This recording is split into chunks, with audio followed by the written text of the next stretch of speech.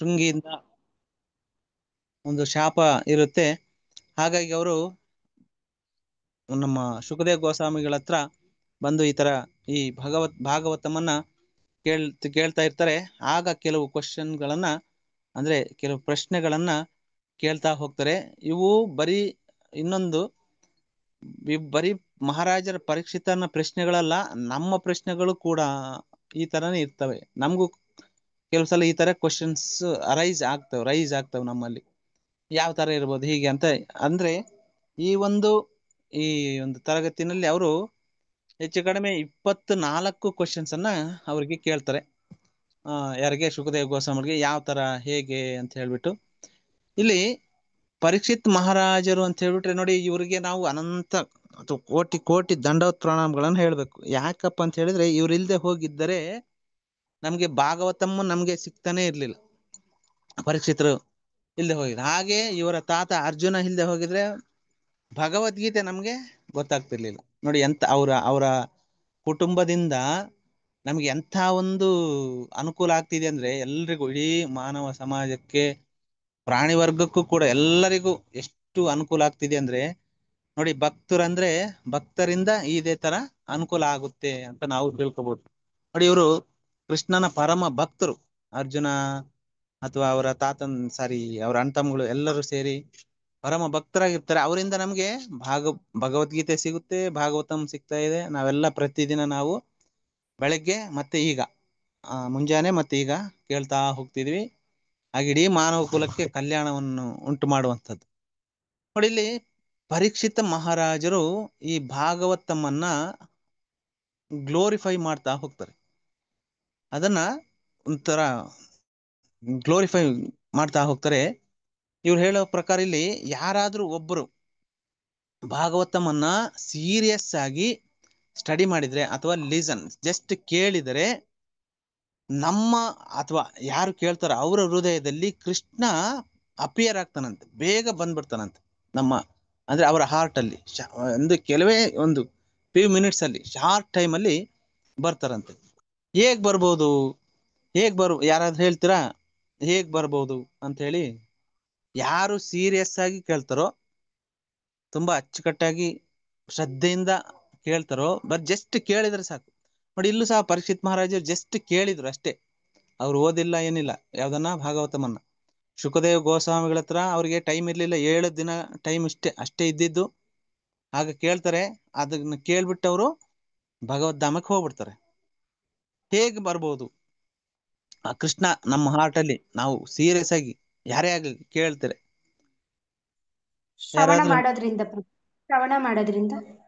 ಮತ್ತೆ ಕೇಳೋದಂದ್ರೆ ಶ್ರವಣ ಮಾಡೋದು. ಯಾವ ತರ ಕೇಳ್ಬೇಕು? ಯಾರಿಂದ ಕೇಳ್ಬೇಕು? ಗುರು ಪರಂಪರೆಯಿಂದ ಕೇಳ್ಬೇಕು ಪಂಜಿ.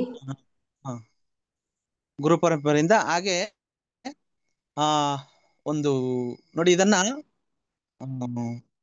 ಭಾಗವತವನ್ನ ಭಾಗವತರಿಂದ ಕೇಳ್ಬೇಕು. ಹಣ್ಣು, ರೈಪ್ ಫ್ರೂಟ್ ಅಂತ ಕರೀತಾರೆ ಇದನ್ನ. ಭಾಗವತಮನ್ನ ಅಮಲ ಪುರಾಣ ಅಂತ ಕರೀತಾರೆ, ಹಾಗೆ ರೈಪನ್ಡ್ ಫ್ರೂಟ್ ಅಂತ ಕರೀತಾರೆ, ಮಾಗಿದ ಹಣ್ಣು. ಇದನ್ನ ಯಾರಿಂದ ಕೇಳ್ಬೇಕಂದ್ರೆ ನೋಡಿ, ಈಗ ನಾವು ಇಲ್ಲೇ ಶುಕದೇವ ಗೋಸ್ವಾಮಿಗಳು ಪ್ಯೂರ್ ಡಿವೋಟಿ, ಅಂಥವರಿಂದ ಕೇಳ್ಬೇಕಂತ. ಅಂಥವರಿಂದ ಯಾಕೆಂದ್ರೆ ಅವ್ರು ಭಗವಂತನನ್ನು ಸಂಪೂರ್ಣವಾಗಿ ತಿಳ್ಕೊಂಡಿರ್ತಾರೆ. ಅವ್ರು ಕಂಪ್ಲೀಟ್ ಅಣು ಎಲ್ಲ ಅವರಲ್ಲಿ ಭಗವಂತ ನೆಲೆಸಿರ್ತಾನೆ. ಹಾಗಾಗಿ ಅವರ ಒಂದು ಮುಖವಾಣಿಯಿಂದ, ಅವರ ಒಂದು ತುಟಿಗಳಿಂದ ಈ ಭಾಗವತಮನ್ನ ಕೇಳಿದರೆ ಅವರ ಒಂದು ಹೃದಯದಲ್ಲಿ ಕೃಷ್ಣ ಮ್ಯಾನಿಫೆಸ್ಟ್ ಅಥವಾ ಅಪಿಯರ್ ಆಗ್ತಾನೆ ಅಂತ ಹೇಳ್ತಾರೆ. ನೋಡಿ, ಇಲ್ಲಿ ಅದಾದ ನಂತರ ಈ ಭಾಗವತಂ ಕೇಳೋದ್ರಿಂದ ನಮ್ಗೆ ಏನಾಗುತ್ತಪ್ಪ ಅಂತ ಹೇಳಿದ್ರೆ, ನಮ್ಮಲ್ಲಿರುವ ಈ ಕಲ್ಮಶಗಳು ಎಲ್ಲವೂ ರಿಮೂವ್ ಆಗ್ಬಿಡ್ತಾವಂತೆ, ಹೊರಟು ಹೋಗ್ಬಿಡ್ತಾವಂತೆ. ವಿತಿನ್ ಶಾರ್ಟ್ ಟೈಮ್ ಅಲ್ಲಿ ಅವೆಲ್ಲವೂ ಹೋಗ್ಬಿಡ್ತಾವಂತೆ. ಹಾಗೆ ಇದು ಬರೀ ಮನುಷ್ಯರಿಗೆ ಅಷ್ಟೇ ಅಲ್ಲ, ಭಾಗವತಂ ಅನ್ನುವಂಥದ್ದು ಬರೀ ಮನುಷ್ಯರಿಗೆ ಅಷ್ಟೇ ಅನುಕೂಲವನ್ನ ಅಥವಾ ಮಂಗಳವನ್ನ ಉಂಟು ಮಾಡೋದಿಲ್ಲ. ಪ್ರಾಣಿಗಳು ಕೇಳಿದರೂ ಕೂಡ ಆ ಶ್ಲೋಕಗಳನ್ನ ಅವಕ್ಕೆ ಅರ್ಥ ಆಗೋದಿಲ್ಲ, ಜಸ್ಟ್ ಕೇಳಿದರೆ ಸಾಕಂತೆ ಅವುಗಳಿಗೂ ಸಹ ಅದನ್ನ ಅದರ ಈ ಒಂದು ಶ್ಲೋಕದ ಎಫೆಕ್ಟ್ ಅವಕ್ಕೆ ಟಚ್ ಆಗುತ್ತಂತೆ. ಅವು ಸಹ ಏನು ಒಂದು ಏನಂತಾರ ಅದಕ್ಕೆ, ಈ ಒಂದು ಬೆನಿಫಿಟ್ ಅನ್ನ ಪಡ್ಕಂತ, ಮುಕ್ತಿಯನ್ನ ಪಡ್ಕೋಬಹುದು ಅಂತ ಹೇಳ್ತಾರೆ. ನೋಡಿ, ಇದರಲ್ಲಿ ಏನು 18,000 ಶ್ಲೋಕಗಳಿರುವಂಥದ್ದು ಈ ಒಂದು ಇದರಲ್ಲಿ. ಹಾಗೆ ಇದಾದ ನಂತರ ಈ ಇಲ್ಲಿ ಕೇಳ್ತಾ ಹೋಗ್ತಾರೆ ಯಾರು, ನಮ್ಮ ಪರೀಕ್ಷಿತ್ ಮಹಾರಾಜರು ಶುಕದೇವ್ ಗೋಸ್ವಾಮಿಗಳನ್ನ ಕೇಳ್ತಾರೆ. ಬ್ರಹ್ಮನಿಂದ ನೋಡಿ, ಯಾರು ನಾರದರು ಮತ್ತೆ ಮೊದಲೇ ಒಂದು ಶ್ಲೋಕದಲ್ಲಿ ಶುಕದೇವ್ ಗೋಸ್ವಾಮಿ ಕೇಳ್ತಾರೆ, ಬ್ರಹ್ಮನಿಂದ ಬೋಧಿಸಲ್ಪಟ್ಟವರಷ್ಟೇ ಯಾರು ಅದೃಷ್ಟಶಾಲಿಗಳಾದಂತಹ ನಾರದ ಮುನಿಗಳು ಈ ಭೌತಿಕ ಈ ಗುಣಗಳಿಲ್ಲದ ಭಗವಂತನ ಅಲೌಕಿಕ ಈ ಗುಣಗಳನ್ನ ಹೇಗೆ ವಿವರಿಸಿದರು ಮತ್ತೆ ಯಾರ ಮುಂದೆ ಮಾತಾಡಿದರು ಅಂತ ಕೇಳ್ತಾರೆ. ಅಂದರೆ ಬ್ರಹ್ಮದೇವರು ತನ್ನ ಮಗನಾದಂತಹ ನಾರದ ಮಹರ್ಷಿಗೆ ಇದನ್ನ ಬೋಧನೆ ಮಾಡಿರ್ತಾರೆ. ಅವ್ರು ಯಾರಿಗೆ ಮಾಡ್ತಾರೆ? ನಾರದ ಮಹರ್ಷಿಗಳು ವ್ಯಾಸರಿಗೆ ವ್ಯಾಸದೇವರು ಸುಖದೇವ್ ಗೋಸ್ವಾಮಿ ಅವ್ರ ಮಗನಿಗೆ ಅವ್ರು ಏನ್ ಮಾಡ್ತಾರೆ, ನಮ್ಗೆ ಟಾಪಿಕ್ ಇರುವಂತದ್ದು ಯಾರ್ದು, ಪರೀಕ್ಷಿತ್ ಮಹಾರಾಜರಿಗೆ ಹೇಳ್ತಾರೆ. ಅವರಿಂದ ನಾವು ಈಗ ಪಡ್ಕೊಂತೀವಿ. ಹಾಗೆ ಒಂದು ನಿಜವಾದ ಧರ್ಮ ಏನಪ್ಪಾ ಅಂತ ಹೇಳಿದ್ರೆ, ಒಂದು ನಿಜವಾದ ಧರ್ಮ ಯಾವ್ದಂತ ಹೇಳಿದ್ರೆ, ನಾವು ದೇವರಿಗೆ ಸರೆಂಡರ್ ಆಗುವಂಥದ್ದಂತೆ. ರಿಯಲ್ ಒಂದು ರಿಲಿಜನ್ ಯಾವ್ದಂತ ಹೇಳಿದ್ರೆ, ನಾವು ದೇವರಿಗೆ ಕಂಪ್ಲೀಟ್ ಸರೆಂಡರ್ ಆಗ್ಬಿಡ್ಬೇಕು. ಎಲ್ಲ ಕೃಷ್ಣನ ನೋಡ್ಕೊಬಿಡ್ತಾನೆ. ನಮ್ಮ ಆಗು ಹೋಗುಗಳು ನಮ್ದೆಲ್ಲವನ್ನ ಅವರೇ ಕೃಷ್ಣನೇ ನೋಡ್ಕೊಬಿಡ್ತಾರೆ. ನೋಡಿ, ಇಲ್ಲಿ ಪರೀಕ್ಷಿತ್ ಮಹಾರಾಜ್ ನಿಮ್ಗೆಲ್ರಿಗೂ ಗೊತ್ತಿರೋ ಹಾಗೆ ಬರೀ just he has 7 days time ಇರುತ್ತೆ ಇವ್ರಿಗೆ. ಬರೀ 7 ದಿನಗಳಲ್ಲಿ ಅಷ್ಟು ಅಟೆಂಟಿವ್ ಆಗಿ ಕೇಳ್ತಾರೆ. ನಾನು ಮೊದ್ಲೇ ಹೇಳಿದೆ, ಫಸ್ಟ್ ಬಿಗಿನಿಂಗ್ ಅಲ್ಲಿ ಸೀರಿಯಸ್ ಆಗಿ ಯಾರು ಕೇಳ್ತಾರೋ ಅವ್ರಿಗೆ ಕೃಷ್ಣ ಪ್ರಕಟ ಆಗ್ಬಿಡ್ತಾರೆ ಅವ್ರ ಹೃದಯದಲ್ಲಿ ಅಂತ. ಅದೇ ತರ ಇಲ್ಲಿ ಪರೀಕ್ಷಿತ್ ಮಹಾರಾಜರು ಎಲ್ಲೂ ನೀರು ಸಮೇತ ಕುಡಿಯಲಿಕ್ಕೆ ಹೋಗೋದಿಲ್ಲ. ಯಾಕೆಂದ್ರೆ ಇದೇ ಒಂದು ಅಮೃತ ಫಲ, ರೈಪನ್ ಫ್ರೂಟ್, ಇದು ಅಷ್ಟು ಚೆನ್ನಾಗಿರುತ್ತೆ.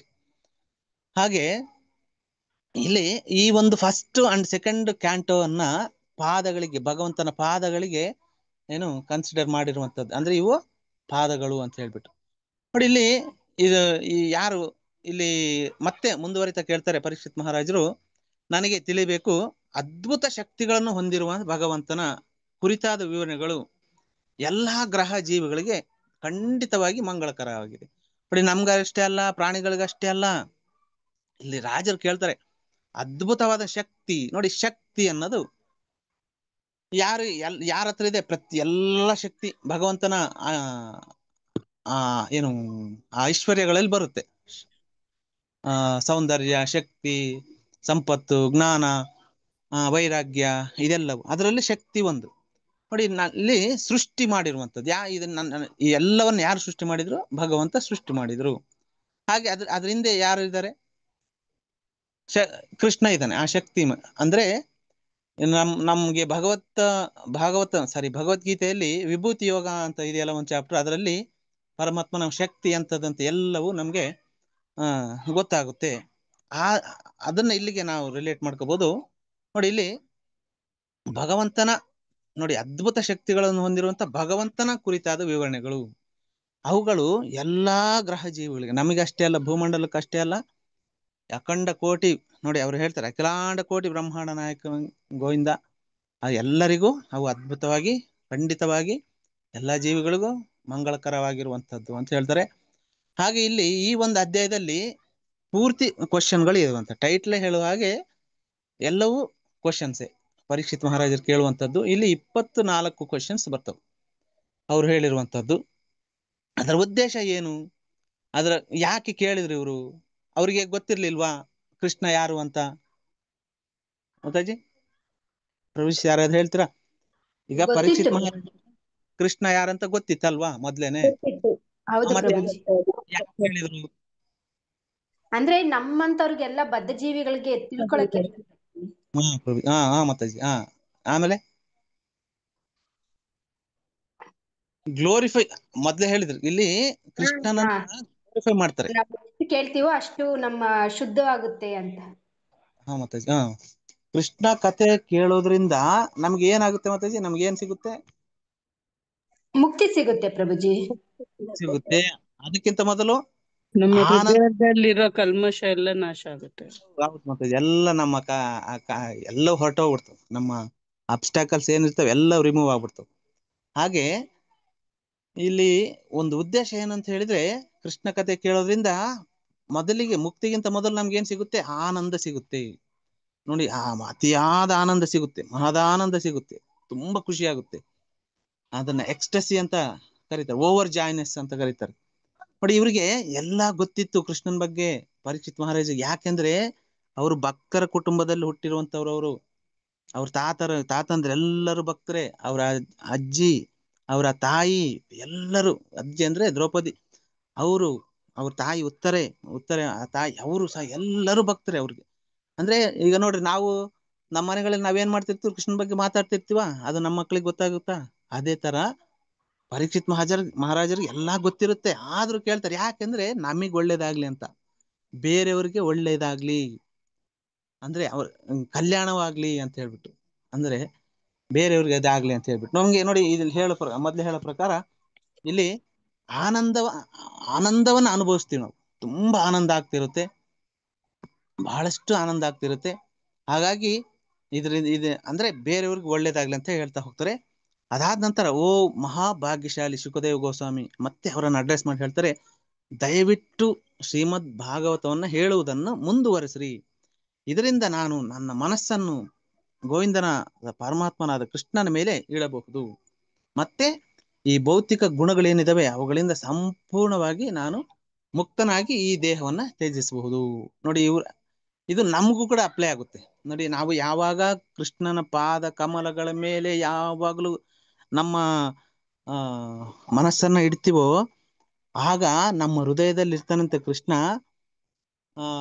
ಇದು ನಾನು ಒಂದ್ಸಲ ಯಾರ್ದು ನಮ್ಮ ಗುರೂಜಿ ಅವ್ರದ್ದು ಒಂದು ಕ್ಲಾಸ್ ಕೇಳ್ತಿದ್ದೆ. ಅವಾಗ ಅವ್ರು ಹೇಳ್ತಾರೆ, ನಾನೀಗ ಅಮೆರಿಕದಲ್ಲಿದ್ದೀನಿ, ನಾನು ಅಮೆರಿಕದಲ್ಲಿದ್ರು ನಾನು ವೃಂದಾವನದಲ್ಲಿ ಇದ್ದೀನಿ ಅಂತ. ಯಾಕೆ ಅಂತ ಹೇಳಿದ್ರೆ, ನಾನು ಯಾವಾಗ್ಲೂ ವೃಂದಾವನದ ಬಗ್ಗೆ ಮತ್ತೆ ಕೃಷ್ಣನ ಬಗ್ಗೆ ಚಿಂತೆ ಮಾಡ್ತಿರ್ತೀನಿ, ಸಾರಿ ಆಲೋಚನೆ ಮಾಡ್ತಿರ್ತೀನಿ. ಅವರ ಪಾದ ಕಮಲಗಳಲ್ಲೇ ನನ್ನ ಮನಸ್ಸನ್ನ ನೆಟ್ಟಿರ್ತೀನಿ. ಹಾಗಾಗಿ ನಾನು ಯಾವಾಗ್ಲೂ ಗೋಲೋಕ ವೃಂದಾವನದಲ್ಲಿ ಇರ್ತೀನಿ ಅಂತ. ನಾವು ನಮ್ಮ ಕೃಷ್ಣನನ್ನ ಹೊತ್ಕೊಂಡು ತಿರುಗ್ತಿರ್ತೀವಂತೆ ನಮ್ಮ ಹೃದಯದಲ್ಲಿ. ನಾವು ಯಾವಾಗಲೂ ಕೃಷ್ಣನ ಬಗ್ಗೆ ಹೇಳ್ತಾ ಇದ್ರೆ ಅಥವಾ ಯೋಚನೆ ಮಾಡ್ತಾ ಇದ್ರೆ, ಸ್ಮರಣೆ ಮಾಡ್ತಾ ಇದ್ರೆ, ಮೇನ್ ಅಂದ್ರೆ ಸ್ಮರಣೆ ಮಾಡ್ತಾ ಇದ್ರೆ ಹೀಗೆ. ಹಾಗೆ ಇಲ್ಲಿ ನಾವು ಒಂದು ಕಾನ್ಶಿಯಸ್ನೆಸ್, ಒಂದು ಪ್ರಜ್ಞೆ ಅನ್ನೋದು ನಮ್ಗೆ ಪ್ಯೂರ್ ಆಗ್ತಾ ಹೋಗುತ್ತೆ. ನಾವು ಸಹ ಪ್ಯೂರ್ ಆಗ್ತಾ ಹೋಗ್ತೀವಿ. ಅದಾದ ನಂತರ ನಮ್ಗೆ ಒಂದು ಮುಕ್ತಿಯ ಒಂದು ಪಥಕ್ಕೆ ನಾವು ಹೋಗ್ತೀವಿ. ಯಾವಾಗ ಈಸಿಯಾಗಿ ನಾವು ದೇಹವನ್ನ ಬಿಟ್ಟಾಗ. ಅದಾದ ನಂತರ ನೋಡಿ, ಇದು ಕೃಷ್ಣ ಕಥೆಯನ್ನ ಕೇಳೋದ್ರಿಂದ ನೋಡಿ, ಯಾವಾಗ್ಲೂ ನಮ್ಗೆ ಇದು ನವಂ ಅಂತ ಹೇಳ್ತಾರೆ. ಇದನ್ನ ನವಂ ಮತ್ತೆ ನಾವು ಯಾವಾಗ್ಲೂ ಬೇಜಾರಾಗೋದಿಲ್ಲ ಅಂತ ನಮ್ಗೆ. ಅದಾದ ನಂತರ ಯಾವಾಗ್ಲೂ ಸುಸ್ತನ್ನದೇ ಆಗೋದಿಲ್ಲ ಅಂತ ನಮ್ಗೆ. ಕೇಳ್ಬೇಕಂತ ಬೋರ್ ಆಗೋದಿಲ್ಲ ಅಥವಾ ಟೈರ್ಡ್ ಆಗೋದಿಲ್ಲ ನಮ್ಗೆ. ಕೇಳ್ತಾ ಇನ್ನೂ ಕೇಳ್ಬೇಕು ಅನ್ಸ್ತದೆ. ಯಾಕಂದ್ರೆ ಕೃಷ್ಣ ಅಟ್ರಾಕ್ಷನ್, ಕೃಷ್ಣ ಅಂದ್ರೆ ಅಟ್ರಾಕ್ಷನ್ ಅಂತ ಹೇಳಿ. ಹಾಗಾಗಿ ನಂಗೆ ಅದನ್ನ ಕೇಳ್ತಾನೆ ಇರ್ಬೇಕಂತೆ. ಅದಕ್ಕೆ ಇದನ್ನ ನವಂ ಅಂತ ಹೇಳ್ತಾರೆ ಇದನ್ನ. ಇದಾದ ನಂತರ ನೋಡಿ, ಇಲ್ಲಿ ನಮಗೆ ಇದು ಬೆನಿಫಿಟ್. ಇದು ಪರೀಕ್ಷಿತ್ ಮಹಾರಾಜರ ಮುಖಾಂತರ ಈ ಮಾನವ ಜನ, ಈ ಏನು ಜೀವಗಳಿಗಿದ್ದಾರೆ, ಇದಕ್ಕೆ ನಮಗೆ ಕಲ್ಯಾಣ ಆಗುವಂಥದ್ದು. ಇದಾದ ನಂತರ ಇಲ್ಲಿ ಹೇಳ್ತಾರೆ, ಶ್ರೀಮದ್ ಭಾಗವತ ನಿಯಮಿತವಾಗಿ ಕೇಳುವ ಮತ್ತೆ ಯಾವಾಗಲೂ ವಿಷಯ ಬಹಳ ಅಲ್ಲ ಫೋನು ಗಂಭೀರವಾಗಿ ಮತ್ತೆ ಮತ್ತಾಜಿ ನಾನು ಕೇಳಿಸ್ತಿದ್ಯಾ ಹೇಳ್ತಿರೋದು? ಕೇಳಿಸ್ತಿದೆ ಪ್ರಭುಜಿ, ಕೇಳಿಸ್ತಿದೆ ಪ್ರಭುಜಿ.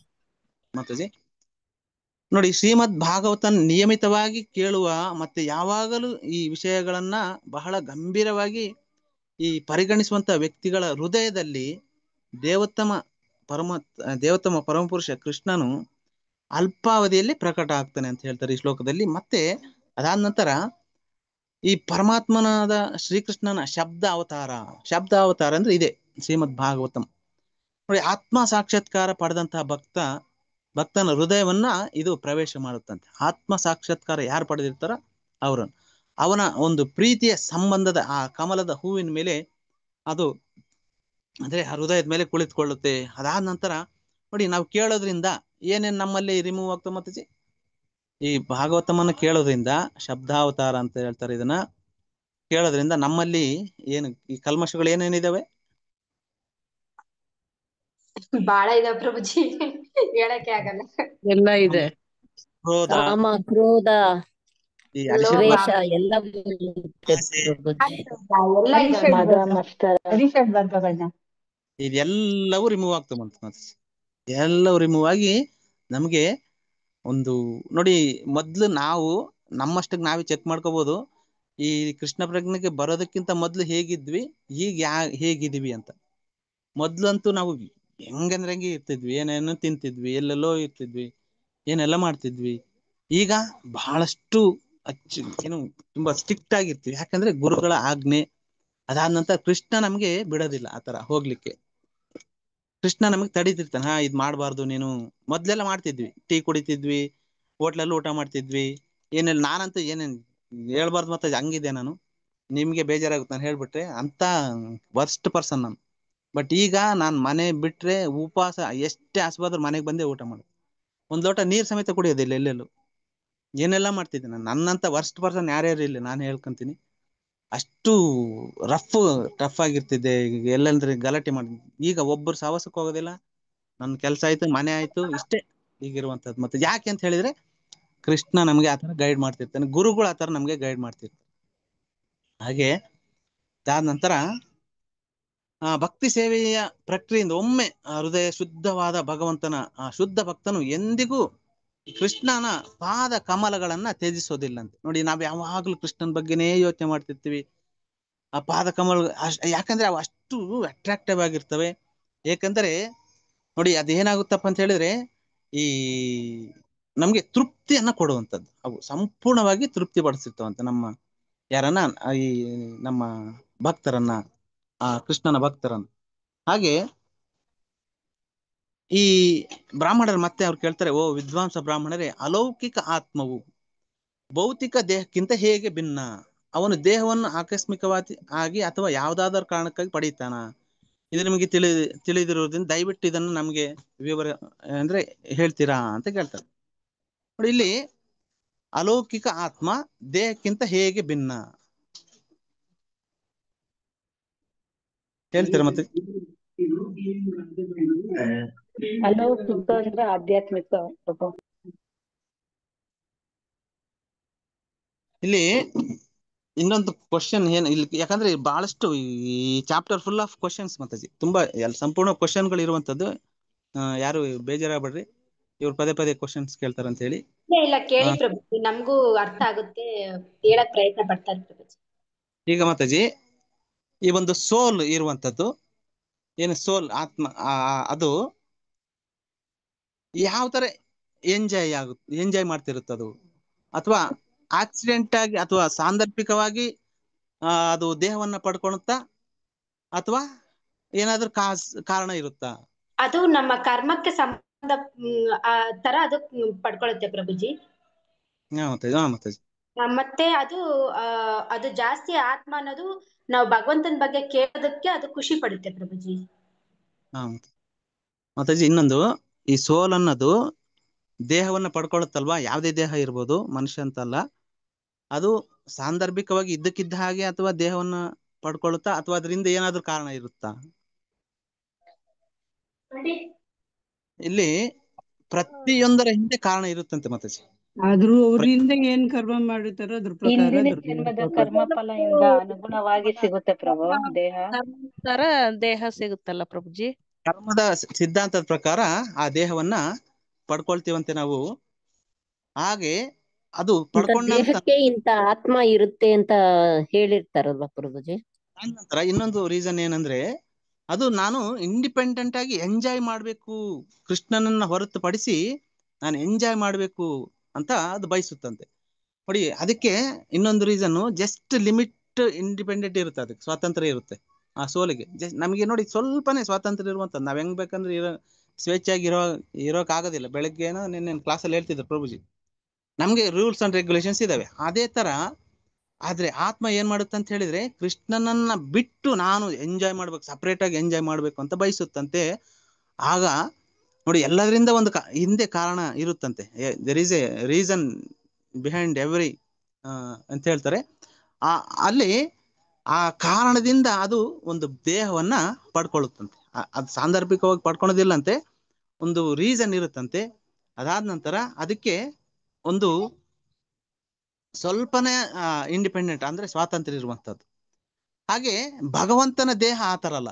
ಭಗವಂತನ ದೇಹ ಅಥವಾ ಭಗವಂತನದ ಅದು ಅಲೌಕಿಕವಾಗಿರುವಂಥದ್ದು, ಸಚ್ಚಿದಾನಂದ ದೇಹವನ್ನ ಪಡ್ಕೊಂಡಿರುವಂಥದ್ದು ಗೋವಿಂದ. ಅದು ನಮ್ಮ ದೇಹ ತರ ಅಲ್ಲ. ನಾವು ಭಗವಂತನ ವಿಭಿನ್ನ ಅಂಶಗಳೇ. ನಾವು ಸಣ್ಣ ಒಂದು ಕಿಡಿಗಳು, ಒಂದು ಅತಿ ಟೈನಿ ಆಬ್ಜೆಕ್ಟ್ಸ್. ನಾವು ಟೈನಿ ಅಂತ ಹೇಳ್ಬಿಟ್ರೆ ಚಿಕ್ಕದರಲ್ಲಿ ಇನ್ನೂ ತೀರಾ ಅತಿ ಚಿಕ್ಕದು. ಹಾಗೆ ಅಣುಮಾತ್ರಕ ಅಂತ ಹೇಳ್ತಾರೆ. ಅದು ನಾನ್ ಸೆನ್ಸಿಕಲಿ ನಾವು ಆತರ ಮಾಡ್ತಾ ಹೋಗ್ತೀವಂತೆ. ನಮ್ಗೆ ನಾನ್ ಸೆನ್ಸ್ ಅಂದ್ರೆ ಅವಿವೇಕತೆಯಿಂದ ನಾವು ಆತರ ಕೃಷ್ಣನನ್ನು ಹೊರತುಪಡಿಸಿ ನಾನು ಎಂಜಾಯ್ ಮಾಡ್ಬೇಕು, ಎಲ್ಲವನ್ನು ನಾನು ಅನುಭವಿಸ್ಬೇಕು ಅಂತ ಹೇಳಿ ಬರ್ತೀವಂತೆ. ಅದಕ್ಕೋಸ್ಕರ ಈ ತರ ಆಗುತ್ತಂತೆ ಆಕಸ್ಮಿಕವಾಗಿ, ಅಥವಾ ಅದೇ ಆಕ್ಸಿಡೆಂಟಲ್ ಅಂತ ಹೇಳೋದು, ಅಥವಾ ಯಾವುದೇ ಕಾರಣಕ್ಕಾಗಿ ದೇಹವನ್ನು ಪಡೆಯುತ್ತಾನೆ ಅನ್ನೋದಕ್ಕೆ ಇದು ಆನ್ಸರು. ಹಾಗೆ ಯಾರ ಹೊಟ್ಟೆಯಿಂದ ಕಮಲದ ಕಾಂಡವು ಈ ಮೊಳಕೆ ಒಡೆದು ಬರುತ್ತೋ ಆ ದೇವೋತ್ತಮ ಪರಮಪುರುಷ ತನ್ನದೇ ಆದಂತ ಸಾಮರ್ಥ್ಯ ಮತ್ತು ಅಳತೆಗೆ ಅನುಗುಣವಾಗಿ ದೈತ್ಯಾಕಾರದ ದೇಹವನ್ನು ಹೊಂದಿದ್ದರೆ, ಭಗವಂತನ ದೇಹ ಮತ್ತು ಸಾಮಾನ್ಯ ಜೀವಿಗಳ ಈ ದೇಹದ ನಡುವಿನ ನಿರ್ದಿಷ್ಟ ವ್ಯತ್ಯಾಸ ಏನು ಅಂತ ಹೇಳಿ ಕೇಳ್ತಾರೆ.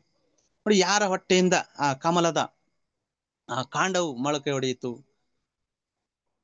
ಗರ್ಭೋದಕಶಾಹಿ ವಿಷ್ಣುವಿನಿಂದ ಅವರಿಂದ ಆ ಕಮಲದ ಆ ಸ್ಪ್ರೌಟ್ ಹೂವ ಹೊರಗಡೆ ಬಂತು ಪದ್ಮನಾಭ ಸ್ವಾಮಿಯಿಂದ. ಹೌದಾ ಮಾತಾಜಿ? ಅಲ್ಲಿ ಇಲ್ಲಿ ಏನಾಗುತ್ತೆ ಅಂತ ಹೇಳಿದ್ರೆ, ನಾವು ಒಂದು ಅಣು ಸದೃಶರು ನಾವು, ಆದ್ರೆ ಕೃಷ್ಣ ನಾವು ಅಣು ವಿಭು. ಅಣು ಭಗವಂತ ವಿಭು ಪ್ರಭುಜಿ. ನಾವು ಅಣು, ಕೃಷ್ಣ ವಿಭು. ನಮ್ಮ ದೇಹ ಯಾವುದರಿಂದ ಮಾಡಿರುವಂತದ್ದು? ಲೌಕಿಕದಿಂದ, ಮಾಡಿರುವಂತದ್ದು. ಹಾಗೆ ಭಗವಂತನ ದೇಹ, ನಮ್ಮ ದೇಹಕ್ಕೂ ಭಗವಂತನ ದೇಹಕ್ಕೂ there is a lot of difference, ಬಹಳಷ್ಟು ಡಿಫರೆನ್ಸ್. ಹೌದಾ? ಹಾಗೆ ಅದ ನಂತರ ನಾವು ಯಾಕೆ ಈ ದೇಹವನ್ನ ಪಡ್ಕೊಂತೀವಿ ಅಂತ ಹೇಳಿದ್ರೆ ಅದ್ರ ಹಿಂದೆ ಯಾವ್ದೊಂದು ವಾಸನೆ ಇರುತ್ತಂತೆ ನಮ್ಮ ಹಿಂದಿನ. ನೋಡಿ, ಈಗ ನಾವು ದೇಹವನ್ನ ಪಡ್ಕೊಂಡಿದೀವಿ, ನೆಕ್ಸ್ಟ್ ಇದನ್ನ ಬಿಡ್ತೀವಿ, ನಮ್ಮಲ್ಲಿ ಏನೋ ಒಂದು ಪ್ರಜ್ಞೆ, ಒಂದು ವಾಸನೆ ಇರುತ್ತೆ. ಅದು ಏನ್ ಮಾಡುತ್ತೆ, ಅದು ಒಂದು ಜನ್ಮದಿಂದ ಇನ್ನೊಂದು ಜನ್ಮಕ್ಕೆ ಟ್ರಾನ್ಸ್ಫರ್ ಮಾಡ್ತಾ ಇರುತ್ತಂತೆ. ಒಂದು ಜನ್ಮದಿಂದ ಇನ್ನೊಂದು ಜನ್ಮಕ್ಕೆ. ಈಗ ನೋಡ್ರಿ, ನಾವು ನಮಗೆ ಗುರುಗಳು ಹೇಳ್ತಿರ್ತಾರೆ, ನೀವು ಹಿಂದಿನ ಜನ್ಮದಲ್ಲಿ ಏನೋ ಸೇವೆ ಮಾಡಿರ್ತೀರ, ಹಾಗಾಗಿ ಕೃಷ್ಣ ಪ್ರಜ್ಞೆಗೆ ಬಂದಿರ್ತೀರ ನೀವು ಈ ಜನ್ಮದಿಂದ ಅಥವಾ ಹಿಂದೆ ಎಂಡ್ ಆಗಿರುವಂತದ್ದು ಈಗ ನೀವು ಕಂಟಿನ್ಯೂ ಮಾಡ್ತಿದ್ದೀರಾ. ಸಪೋಸ್ ಈಗಲೂ ಬ್ರೇಕ್ ಸ್ಟಾಪ್ ಮಾಡಿರ್ತೀವೋ ಅಲ್ಲಿಂದ ಕಂಟಿನ್ಯೂ ಆಗುತ್ತೆ ಅಂತ ಹೇಳ್ತಾರೆ. ಕೋರಿಕೆಯಿಂದ ದೇಹ ಸೇವೆ. ತರ ಒಂದು ವಾಸನೆ ಅಂದ್ರೆ ಕೃಷ್ಣ ಭಕ್ತಿಯಲ್ಲೇ ನಾವು ಹೇಳೋದಾದ್ರೆ ಇದನ್ನ ಏನ್ ಮಾಡುತ್ತೆ ಅಂದ್ರೆ ಒಂದು ಜನ್ಮದಿಂದ ಇನ್ನೊಂದು ಜನ್ಮಕ್ಕೆ ಕ್ಯಾರಿ ಮಾಡ್ತಾ ಇರುತ್ತಂತೆ. ಅದಾದ ನಂತರ ಅದ್ರ ಜೊತೆಗೆ ನಮ್ಗೆ ಒಂದು ನೇಚರ್ ಸಮೇತ ಇರುತ್ತಂತೆ ನಮ್ಮಲ್ಲಿ. ಈಗ ನಮ್ಮ ಅಪ್ಪ ಅಮ್ಮ ನಮ್ಗೆ, ತಂದೆ ತಾಯಿ ನಮ್ಗೆ ಜನ್ಮ ಕೊಡ್ತಾರೆ ಅಷ್ಟೇ. ಆದರೆ ನಮ್ಮಲ್ಲಿ ಒಂದು ಕ್ಯಾರೆಕ್ಟರ್ ಇರುತ್ತೆ, ಒಂದು ನೇಚರ್ ಇರುತ್ತೆ. ಅದು ನೋಡಿ, ನಾವು ಒಂದು ತಂದೆ ತಾಯಿಗೆ 2-3 ಜನ ಮಕ್ಕಳಿದ್ರೆ ಒಬ್ಬೊಬ್ರಿಗೆ ಒಂದೊಂಥರ ನೇಚರ್ ಇರುತ್ತೆ, ಒಬ್ಬೊಬ್ರಿಗೆ ಒಂದೊಂಥರ ಕ್ಯಾರೆಕ್ಟರ್ ಇರುತ್ತೆ. ಅದು ಹಿಂದಿನ ಜನ್ಮದ ವಾಸನೆ ಅಥವಾ ನೇಚರ್ ಈ ತರ ಟ್ರಾನ್ಸ್ಫರ್ ಆಗ್ತಾ ಇರುತ್ತಂತೆ. ನೋಡಿ, ಇಲ್ಲಿ ಬ್ರಹ್ಮದೇವರ ವಿಚಾರಕ್ಕೆ ನೋಡಿ, ಇಲ್ಲಿ ಯಾರ ಹೊಟ್ಟೆಯಿಂದ ಕಮಲದ ಆ ಕಾಂಡ ಮೊಳಕೆ ಹೊಡೆಯಿತು, ದೇವೋತ್ತಮ ಪರಮಪುರುಷ ತನ್ನದೇ ಆದಂತ ಸಾಮರ್ಥ್ಯ ಈ ಏನು ದೈತ್ಯಾಕಾರದ ಈ ಹೊಂದಿದರೋ, ಹಾಗೆ ಭಗವಂತ ಮತ್ತೆ ನಮ್ಮ ದೇಹದ ನಡುವೆ ವ್ಯತ್ಯಾಸ. ಈಗ ಅರ್ಥ ಆಯ್ತಾ ಮತ್ತಾಜಿ? ಹೇಳಿದ್ದೆ ಅನ್ಸುತ್ತೆ. ಅಂದ್ರೆ ಕೃಷ್ಣನ ದೇಹ ವಿಭು, ನಮ್ಮದು ಒಂದು ಅಣು. ನಮ್ಮದು ಲೌಕಿಕ, ಅವ್ರದ್ದು ಅಲೌಕಿಕ. ಕೃಷ್ಣನ ದೇಹ ಅಲೌಕಿಕ, ಹಾಗೆ ಅವ್ರದ್ದು ಸಚ್ಚಿದಾನಂದ ದೇಹ, ಆಧ್ಯಾತ್ಮಿಕ ದೇಹ ಯಾರದು? ಕೃಷ್ಣನದ್ದು. ನಮ್ಮದು ಪಂಚಭೂತಗಳಿಂದ ಮಾಡಿರುವಂತ ದೇಹ. ಈ ಕ್ವಶನ್ಗೆ ಈಗ ಅರ್ಥ ಆಯ್ತಲ್ಲ ಮತ್ತಾಜಿ? ಅರ್ಥ ಆಯ್ತು. ಏನ್ ಹೇಳ್ಬೇಕಾ ಮತ್ತಾಜಿ ಮತ್ತೆ ಇನ್ನೊಂದ್ಸಲ? ಅರ್ಥ ಆಯ್ತು ಪ್ರಭು. ಭಗವಂತಂದು ಆತ್ಮ ದೇಹ ಬೇರೆ ಬೇರೆ ಎಲ್ಲ ದಿವ್ಯವಾದುದು, ನಮ್ದು ಪಂಚಭೂತ ದೇಹ ಬೇರೆ, ಆತ್ಮ ಬೇರೆ. ಹಾಗೆ ಭೌತಿಕ ಮೂಲದಿಂದ ನೆಕ್ಸ್ಟ್ ಇನ್ನೊಂದು ಶ್ಲೋಕದಲ್ಲಿ ಈ ಭೌತಿಕ ಮೂಲದಿಂದ ಹುಟ್ಟಿದ ಈ ಭಗವಂತನ ನಾಭಿಯ ಹೊಟ್ಟೆಯಿಂದ ಈ ಹೊರಬರುವ ಕಮಲದ ಹೂವಿನ ಹುಟ್ಟಿದಂತಹ ಬ್ರಹ್ಮ ಭೌತಿಕವಾಗಿ ಜನಿಸಿದ್ರಂತೆ. ಎಲ್ಲರ ಸೃಷ್ಟಿಕರ್ತ. ಖಂಡಿತವಾಗಿ ಭಗವಂತನ ಕೃಪೆಯಿಂದ ಬ್ರಹ್ಮನು ಭಗವಂತನ ರೂಪವನ್ನು ನೋಡಲು ಸಾಧ್ಯ ಆಯಿತು ಅಂತ ಹೇಳ್ಬಿಟ್ಟು ನೋಡಿ. ಇಲ್ಲಿ ನಮ್ಗೆ ಸುಂದರ ನಿತ್ಯಾನಂದ ಪ್ರಭುಜಿ ಹೇಳ್ತಾ ಇದ್ರು, ಬ್ರಹ್ಮದೇವರು ಅಂದ್ರೆ ಯಾರು ಅಂತ ಹೇಳ್ಬಿಟ್ಟು ಅಲ್ಲಿನ ಕೆಲವೊಂದು ವಿಚಾರಗಳನ್ನು ನಿಮ್ಗೆ ಹೇಳಕ್ ಇಚ್ಛೆ ಪಡ್ತೀನಿ. ಬ್ರಹ್ಮದೇವರು ಮೊದಲು ಈ ಹುಟ್ಟಿದ ಅಂದ್ರೆ ಅವರು ಹೆಣ್ಣಿನಿಂದ ಅಥವಾ ಈ ಗಂಡಿನ ನಮ್ಮ ತರ ದೇಹ ಪಡ್ಕೊಂಡಿಲ್ಲ. ಯಾರು? ಬ್ರಹ್ಮದೇವರು ಸ್ವಯಂ ಭಗವಂತನಿಂದ ಈ ಕಮಲದ ಇಲ್ಲಿ ಏನು ಭಗವಂತನ ನಾಭಿಯ ಹೊಟ್ಟೆಯಿಂದ ಹೊರಬರುವ ಕಮಲದ ಹೂವಿನಿಂದ ಹುಟ್ಟಿದ ಬ್ರಹ್ಮರು. ನಮ್ಮ ತರ ಅಲ್ಲ, ಅವರು ಭಗವಂತನ ನಾಭಿಯಿಂದ ಬಂದಂಥವ್ರು. ಅವರನ್ನ ಏನಂತ ಕರೀತಾರೆ ಅಂತ ಹೇಳಿದ್ರೆ, ಅವರು ಪದ್ಮ ಸಂಭವ ಅಂತ ಕರೀತಾರಂತ ಅವರನ್ನ. ನೋಡಿ, ಆ ಪದ್ಮ ಸಂಭವ ಯಾರು ಬ್ರಹ್ಮದೇವರು ಇದಾರಲ್ಲ, ಅವರು ಹುಟ್ಟಿದಾಗ ನಿಮ್ಗೆಲ್ಲ ಗೊತ್ತಿರ್ಬೋದು. ಏನಂತ ಹೇಳ್ತಾರೆ? ಹುಟ್ಟಿದ್ಮೇಲೆ ಅವ್ರಿಗೆ ಏನು ನಾನು ತಪ ಮಾಡ್ಬೇಕಂತ ಹೇಳ್ತಿರ್ತಾರಂತೆ. ಮತ್ತೆ ಕಮಲ ಅಂತ ಕೇಳಿಸುತ್ತೆ ಅಂತ ಹೇಳ್ತಾರೆ. ಆ ನಳಿಕೆ ಇರುತ್ತಲ್ಲ, ಅದರಿಂದ ಎಷ್ಟೋ ಸಾವಿರಾರು ಕಿಲೋಮೀಟರ್ ಕೆಳಗಡೆ ಬರ್ತಾರಂತೆ. ಬರ್ತಾ ಅವು ಏನಿದೆ ಅಂತ ಸರ್ಚ್ ಮಾಡ್ತಾ ಬರ್ತಾರಂತೆ. ಬಟ್ ಅವ್ರಿಗೆ ಏನು ಕಾಣಿಸೋದಿಲ್ಲ. ಆಗ ಸುದರ್ಶನ ದೇವ್ರು ಬಂದ್ಬಿಟ್ಟು, ಇನ್ನು ನಿನ್ಗೀಗ ದೇವ್ರು ಪ್ರಕಟ ಇಷ್ಟಲ್ಲೇ ಆಗ್ತಾರೆ ಅಂತ ಹೇಳ್ಬಿಟ್ಟು ಹೇಳಿದಾಗ ಮತ್ತೆ ಅವರು ತನ್ನ ಪ್ಲೇಸ್ಗೆ ಹೋಗ್ತಾರಂತೆ. ಆಗ ಭಗವಂತ ತನ್ನ ಪಾದ ಪದ್ಮಗಳನ್ನ, ಪಾದ ಕಮಲಗಳನ್ನ ಅವರಿಗೆ ತೋರಿಸ್ತಾರಂತೆ. ಯಾರಿಗೆ? ಬ್ರಹ್ಮದೇವರಿಗೆ. ಅಂದ್ರೆ ಎಲ್ಲವೂ ಇರುವಂತದ್ದು ಕೃಷ್ಣನ ಪಾದಗಳಲ್ಲಿ. ಕೃಷ್ಣನ ಮುಖಕ್ಕೂ ಮತ್ತೆ ಪಾದಗಳಿಗೂ ವ್ಯತ್ಯಾಸ ಇಲ್ಲ ಅಂತ ಹೇಳ್ತಾರೆ.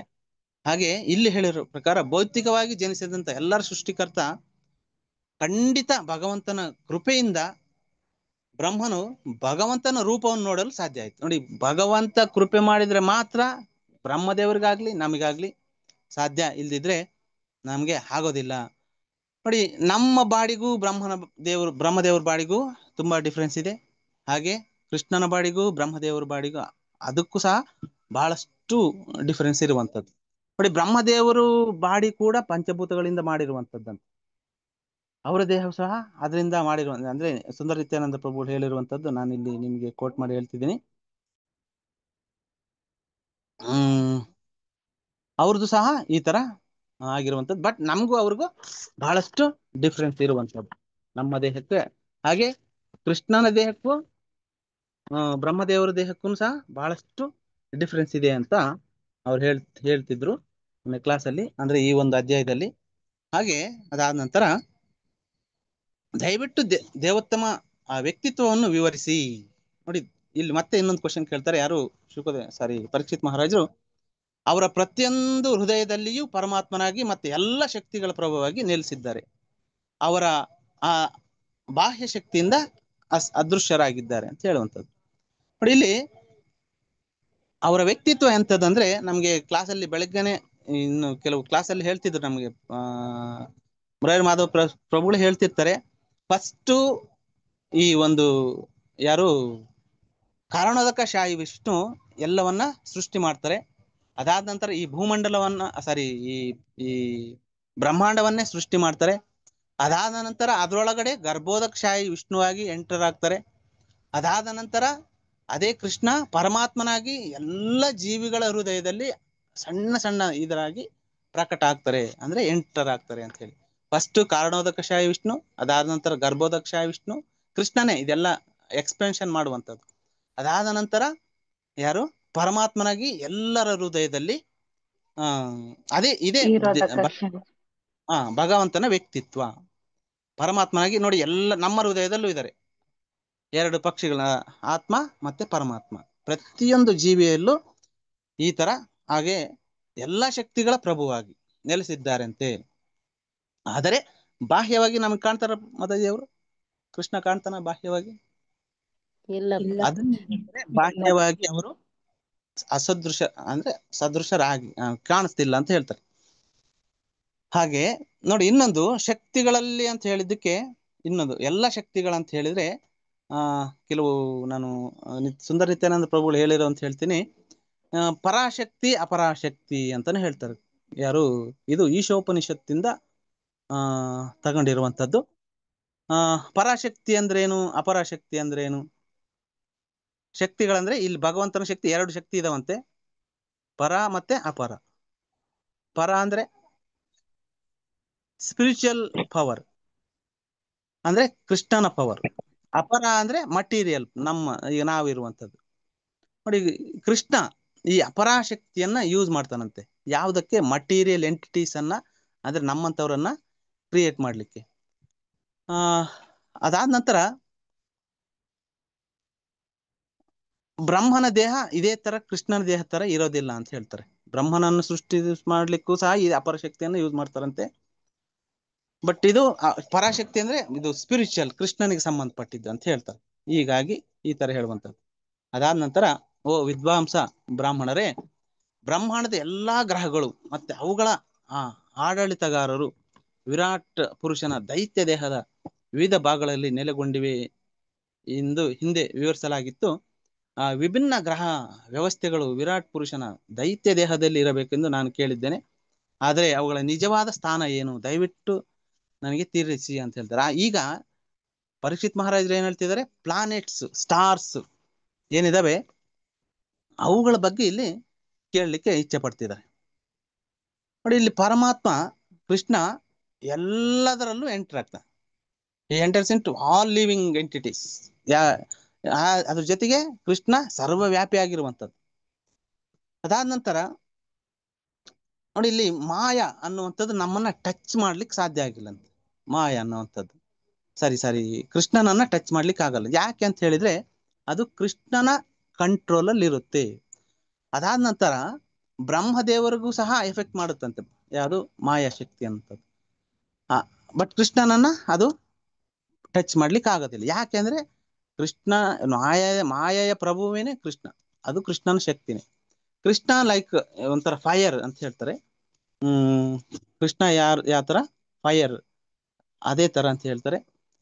ಅದಾದ ನಂತರ ಇಲ್ಲಿ ಒಂದು ಹೈಯರ್ ಅಂಡ್ ಲೋಯರ್ ಕಾನ್ಶಿಯಸ್ನೆಸ್ ಅಂತ ಹೇಳ್ತಿದ್ರು ಪ್ರಭುಜಿಯವರು. ಹೈಯರ್ ನಾವು ಅಧೋಲೋಕಗಳಿಗೆ ಮತ್ತೆ ಊರ್ಧ್ವ ಲೋಕಗಳಿಗೆ ಹೋಗ್ಲಿಕ್ಕೆ ಕಾರಣ ಏನು ಅಂತ ಹೇಳ್ಬಿಟ್ರೆ ನಮ್ಮ ಕಾನ್ಶಿಯಸ್ನೆಸ್ ಅಂತೆ, ನಮ್ಮ ಪ್ರಜ್ಞೆ ಅಂತೆ. ಅದ್ರ ಜೊತೆಗೆ ಇನ್ನೊಂದು ಹೇಳ್ತಾರೆ, ನಮ್ಮ ಪುಣ್ಯ. ಮೇಲಿನ ಲೋಕಕ್ಕೆ ಹೋಗ್ಬೇಕಂದ್ರೆ ನಾವು ಮಾಡಿರುವಂತ ಪುಣ್ಯ, ಪಾಪ ಮಾಡಿದ್ರೆ ನಾವು ಕೆಳಗಿನ ಲೋಕಕ್ಕೆ ಹೋಗ್ತೀವಂತೆ. ಹಾಗೆ ಕಾನ್ಶಿಯಸ್ನೆಸ್ ಕೂಡ ತುಂಬಾ ಕೆಲಸ ಮಾಡುತ್ತಂತೆ. ಯಾವ್ದಕ್ಕೆ? ನಾವು ಮೇಲಕ್ಕೆ ಭಗವಂತನ ಧಾಮಕ್ಕೆ ಹೋಗ್ಬೇಕು. ನೋಡಿ, ನಮ್ಮ ಕೃಷ್ಣ ಪ್ರಜ್ಞೆ ಅದೇ ಹೇಳುತ್ತೆ ನಮ್ಗೆ ಯಾವ ತರ ಅಂತ ಹೇಳ್ಬಿಟ್ಟು. ಇದಾದ ನಂತರ ಇಲ್ಲಿ ಇವರು ಗ್ರಹ ವ್ಯವಸ್ಥೆಗಳ ಬಗ್ಗೆ ಕೇಳ್ತಾ ಹೋಗ್ತಾರೆ. ಇದು ಸಹ ಎಲ್ಲ ಗೊತ್ತಿರುತ್ತೆ ಪರೀಕ್ಷಿತ್ ಮಹಾರಾಜರಿಗೆ. ಪ್ರತಿಯೊಂದು ಈಚ್ ಅಂಡ್ ಎವ್ರಿ ಫ್ಯಾಕ್ಟ್ ಎಲ್ಲವೂ ಗೊತ್ತಿರುತ್ತೆ. ಆದ್ರೂ ಸಹ ಅವುಗಳ ಸ್ಥಾನ ಏನು, ಅವುಗಳನ್ನು ವಿವರಿಸ್ತೀರಾ ಅಂತ ಹೇಳಿ ಕೇಳ್ತಾರೆ.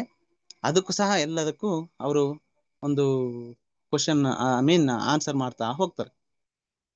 ಅದಾದ ನಂತರ ಸೃಷ್ಟಿ ಮತ್ತೆ ಸರ್ವನಾಶದ ನಡುವಿನ ಈ ಸಮಯದ ಅವಧಿ ಮತ್ತೆ ಇತರ ಒಂದು ಸೃಷ್ಟಿಗಳ ಅವಧಿಯನ್ನ ಭೂತ, ವರ್ತಮಾನ ಮತ್ತೆ ಭವಿಷ್ಯತ್ ಈ ಶಬ್ದದಿಂದ ಈ ಸೂಚಿಸಿರುವಂತ ಸಮಯದ ಸ್ವರೂಪವನ್ನ ನನಗೆ ದಯವಿಟ್ಟು ವಿವರಿಸಿ ಅಂತ ಹೇಳ್ತಾರೆ.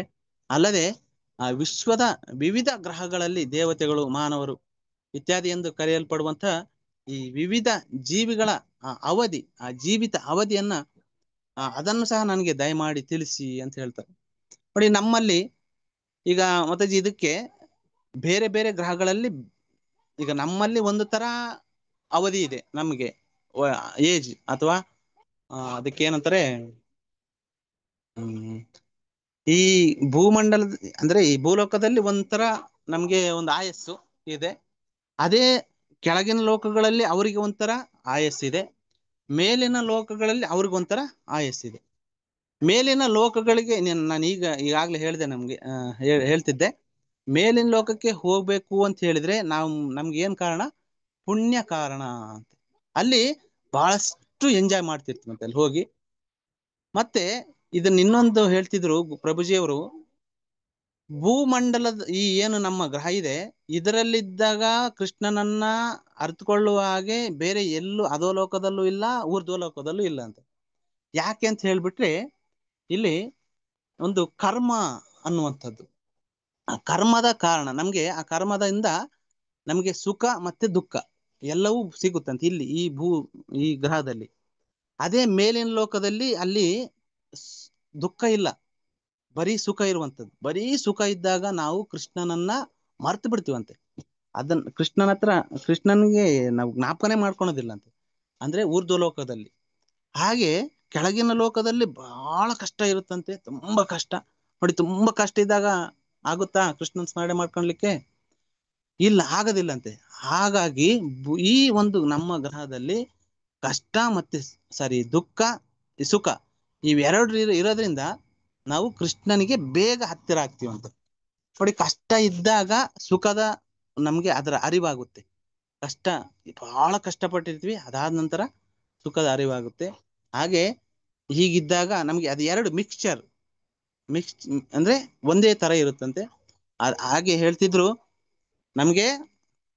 ಇದು ಪ್ರಭುಪಾದರು ಸಹ ಒಂದು ಬುಕ್ಕಲ್ಲಿ ನಾನು ಓದಿದ್ದೆ. ನಾವು ಕಷ್ಟ ಬಯಸೋದಿಲ್ಲ, ಬರೀ ಸುಖವನ್ನೇ ಬಯಸ್ತಾ ಇರ್ತೀವಿ. ಆದ್ರೂ ನಮ್ಗೆ ಕಷ್ಟ ಬರುತ್ತೆ. ಮತ್ ಸುಖ ಯಾಕೆ ಬರೋದಿಲ್ಲ ಅಂದ್ರೆ ಅದು ಒಂದು ದಿನ ಬಂದೇ ಬರುತ್ತಂತ ನಮ್ಗೆ. ಅಲ್ಲಿವರೆಗೂ ನಾವು ತಾಳ್ಮೆಯಿಂದ ಕಾಯ್ಬೇಕಂತ. ನಾವು ಬಯಸಿದ್ದೇ ಬರೋದಿಲ್ಲ, ಬಯಸಿಲ್ಲದ್ದು ಬರುತ್ತೆ. ಬಯಸಿಲ್ಲದ್ದೇ ಬರುತ್ತೆ ಅಂದ್ರೆ ಬಯಸಿದ್ದೆ ಯಾಕೆ ಬರೋದಿಲ್ಲ ಅಂತ ಪ್ರಭುಪಾದರು ನಮ್ಗೆ ಒಂದು ಧೈರ್ಯ ಕೊಡುವಂಥದ್ದು. ಅದನ್ನ ಈ ಒಂದು ಕ್ಲಾಸಲ್ಲಿ ಸುಂದರ ನಿತ್ಯಾನಂದ ಪ್ರಭುಜಿಗಳು ಹೇಳ್ತಿದ್ರು. ಹಾಗೆ ಇದು ನೋಡಿ, ಮೇಲಿನ ಈ ಗ್ರಹಗಳಲ್ಲಿ ದೇವತೆಗಳಿಗೆ ಬಹಳಷ್ಟು ಅವರಿಗೆ ಆಯಸ್ಸು ಜಾಸ್ತಿ, ನಮ್ಗೆ ಅದಕ್ಕೆ ಇದೆಲ್ಲ ನಿಮ್ಗೆ ಗೊತ್ತಿರುತ್ತೆ, ನಮ್ಗೆ ಕಡಿಮೆ. ಹಾಗೆ ಕೆಳಗಿನ ಲೋಕದಲ್ಲಿ ಅವ್ರಿಗೂ ಜಾಸ್ತಿ ಇರುತ್ತೆ. ಅವರು ಕೊನೆಯವರೆಗೂ, ಎಲ್ಲಿವರೆಗೂ ಅಂತ ಹೇಳಿದ್ರೆ ಪ್ರಳಯದ ಕಾಲದವರೆಗೂ ಕಾಯ್ಬೇಕಂತವ್ರು. ಅಲ್ಲಿವರೆಗೂ ಅವರು ಅಧೋಲೋಕದಿಂದ ಮೇಲಕ್ಕೆ ಬರ್ಲಿಕ್ಕೆ ಸಾಧ್ಯ ಇಲ್ಲ. ಪ್ರಳಯದ ಕಾಲ, ನಾವು ಸತ್ ನಂತರ ನಮ್ಗೆ ಒಂದು ಚಾನ್ಸ್ ಇದೆ ಎಲ್ಲಿಗೆ, ಮುಕ್ತಿಯನ್ನು ಪಡ್ಕೊಳ್ಲಿಕ್ಕೆ. ನಮ್ಮ ಕರ್ಮದ ಪ್ರಕಾರ, ನಮ್ಮ ಭಕ್ತಿ ಸಾಧನೆ, ನಮ್ಮ ಸೇವೆ ಪ್ರಕಾರ ನಾವು ದೇವರ ಅಥವಾ ಕೃಷ್ಣನ ಸಾನ್ನಿಧ್ಯವನ್ನು ಪಡ್ಕೋಬಹುದು. ಬಟ್ ಈ ಕೆಳಗಿನ ಲೋಕದಲ್ಲಿ ಇರುವಂತವರು ಪ್ರಳಯದ ಅಂತ್ಯದವರೆಗೆ ಕಾಯ್ಬೇಕಂತವ್ರು. ಅಲ್ಲಿ ಬೆಳಕಿರಲ್ಲ, ಏನಿಲ್ಲ. ಇದು ಈ ಒಂದು ಶ್ಲೋಕಕ್ಕೆ ಸಂಬಂಧಪಟ್ಟ ಹಾಗೆ. ಹಾಗೆ ಪವಿತ್ರ ಬ್ರಾಹ್ಮಣರೇ, ದಯವಿಟ್ಟು ಅಲ್ಪ ಮತ್ತೆ ದೀರ್ಘ ಕಾಲಾವಧಿಗಳ ವಿಭಿನ್ನ ಅವಧಿಗಳ ಕಾರಣವನ್ನ ಹಾಗೂ ಕ್ರಿಯೆಯ ನಂತರ ಕಾಲದ ಆರಂಭವನ್ನ ತಿಳಿಸ್ರಿ ಅಂತೇಳಿ ಹೇಳ್ತಾರೆ. ಈಗ ನಾನು ಹೆಚ್ಚು ಕಡಿಮೆ ಹೇಳಿದ್ದೀನಿ.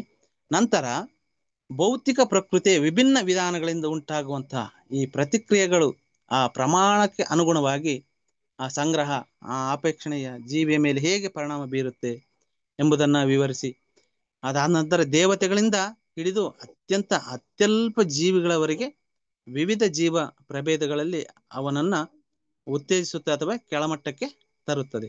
ಅಂದ್ರೆ ನಮಗೆ ಈ ಕಾನ್ಶಿಯಸ್ಸೇ ನಮಗೆ ನಾವು ಮೇಲಕ್ಕೆ ಹೋಗ್ಲಿಕ್ಕೂ ಅದೇ ಕಾರಣ, ಕೆಳಗಡೆ ಬರ್ಲಿಕ್ಕೂ ನಮ್ಮ ಪ್ರಜ್ಞೆಯೇ ಕಾರಣ. ಅದ್ರ ಜೊತೆಗೆ ಇನ್ನೊಂದು ವರ್ಡ್ ಪುಣ್ಯ, ಅದು ಸಹ ಹೇಳುವಂಥದ್ದು.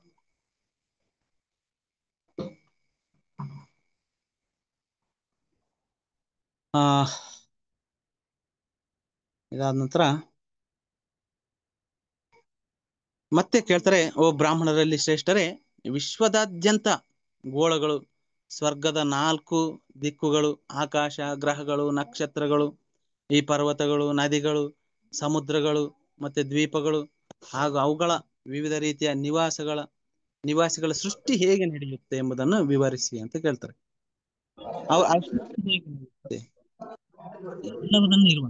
ಇದೆಲ್ಲವನ್ನು ಸೃಷ್ಟಿ ಮಾಡಿರುವಂತವನು ಸಹ ಪರಮಾತ್ಮ, ಅಂದ್ರೆ ಭಗವಂತ ಕೃಷ್ಣ. ಇದನ್ನ ವಿವರಿಸಿ ಅಂತ ಹೇಳ್ತಾರೆ. ನೋಡಿ, ಇದು ಹೇಗಪ್ಪ ಅಂತ ಹೇಳಿದ್ರೆ, ನಾನು ಮೊದ್ಲೇ ಹೇಳಿದೆ ಈಗ ನಿಮ್ಗೆ, ಇದು ಹೇಗೆ ಸೃಷ್ಟಿ ಆಗುತ್ತೆ ಅಂದ್ರೆ ಕಾರಣೋದಕ ವಿಷ್ಣು ಇದನ್ನ ಸೃಷ್ಟಿ ಮಾಡ್ತಾರೆ. ಇಲ್ಲಿ ಹೇಳಿದರೆ ಇದು ಒಂಥರ ಯೂನಿವರ್ಸ್, ಜಸ್ಟ್ ಲೈಕ್ ಬಾಲ್. ನೋಡಿ, ನಮ್ಮ ಈ ಬ್ರಹ್ಮಾಂಡ ಯಾವ ತರ ಇದೆ ಮತ್ತೆ ದುಂಡಗಿದೆ ಅಲ್ವಾ ಪ್ರಭುಜಿ, ದುಂಡಗಿದೆಯಲ್ವಾ? ಹಾಗೆ ಅದರಲ್ಲಿ ಇವೆಲ್ಲವನ್ನು ಇನ್ಸಿಸ್ಟ್ ಮಾಡ್ತಾನಂತೆ ಈ ಬ್ರಹ್ಮಾಂಡ. ಆ ಬ್ರಹ್ಮಾಂಡದಲ್ಲಿ ಬ್ರಹ್ಮದೇವರನ್ನ, ಹಾಗೆ ವಿವಿಧ ನಮ್ಗೆ 14 ಲೋಕಗಳನ್ನ ಇಟ್ಟಿದ್ದಾರೆ ಅಲ್ಲಿ. 14 ಲೋಕಗಳನ್ನು ಸಹ ಅಲ್ಲಿ ಇಟ್ಟಿದ್ದಾರೆ, ಅಂದ್ರೆ ಸೃಷ್ಟಿ ಮಾಡಿದ್ದಾರೆ. ಇಷ್ಟು ಇರುವಂತದ್ದು. ಅದಾದ ನಂತರ ನಾನು ಈಗಾಗಲೇ ಹೇಳಿದೆ ನಿಮ್ಗೆ, ಅದರಲ್ಲಿ ಏನ್ ಮಾಡ್ತಾರೆ, ಕೃಷ್ಣ ಆ ಕಾರಣೋದಕ್ಷಾಯ ವಿಷ್ಣುವಾಗಿ, ಅದಾದ ನಂತರ ಗರ್ಭೋದಕ್ಷಾಯ ವಿಷ್ಣುವಾಗಿ, ಹಾಗೆ ಪರಮಾತ್ಮನಾಗಿ ಎಲ್ಲದರಲ್ಲೂ ಬರ್ತಾರೆ. ಹಾಗೆ ಅದನ್ನ ಕೃಷ್ಣನೇ ಸ್ವತಃ ಅದನ್ನ ಕಂಟ್ರೋಲ್ ಮಾಡ್ತಾರಂತೆ. ನೋಡಿ, ಅಖಿಲಾಂಡ ಕೋಟಿ ಈ ಬ್ರಹ್ಮಾಂಡ ನಾಯಕರಾದ ಕೃಷ್ಣ ಅದನ್ನ ಅವರೇ ಕಂಟ್ರೋಲ್ ಮಾಡ್ತಾ ಹೋಗ್ತಾರಂತೆ. ನೋಡಿ, ಎಲ್ಲದನ್ನ ನೋಡಿ, ಪ್ರಭುಜಿ ಹೇಳ್ತಿದ್ರು ಗೋಲೋಕ ಚಾರ್ಟ್ ತೋರಿಸಿ ಇವತ್ತು ಮತ್ತೆ ನಿನ್ನೆ. ಕಾರಣೋದಕ್ಷಾಯ ವಿಷ್ಣು ಮಲಗಿರ್ತಾರೆ, ಅದರ ಅವರ ಒಂದು ದೃಷ್ಟಿ ಲಕ್ಷ್ಮೀ ದೇವಿ ಮೇಲೆ ಬೀಳುವಂಥದ್ದು, ಅದಾದ ಲಕ್ಷ್ಮೀ ದೇವಿ ಮಾಯ ಆಗಿ ಬರುವಂತ ಈ ತರ ಎಲ್ಲ. ಅಂದ್ರೆ ಎಲ್ಲದನ್ನ ಕಂಟ್ರೋಲ್ ಮಾಡೋದು ಯಾರು? ಕೃಷ್ಣ. ಕೃಷ್ಣನೇ ಅದನ್ನೆಲ್ಲವನ್ನ ಕಂಟ್ರೋಲ್ ಮಾಡ್ತಾರೆ. ಹೀಗೆ ಅದರ ಒಂದು ಸೃಷ್ಟಿ ಆಗುತ್ತೆ. ಯಾವ ತರ ಅಂತ ಹೇಳಿದ್ರೆ, ಈ ತರ ಗ್ರಹಗಳು, ಈ ನಕ್ಷತ್ರಗಳು ಇವೆಲ್ಲವೂ ಸಹ ಈ ತರ ಸೃಷ್ಟಿ ಆಗ್ತವೆ.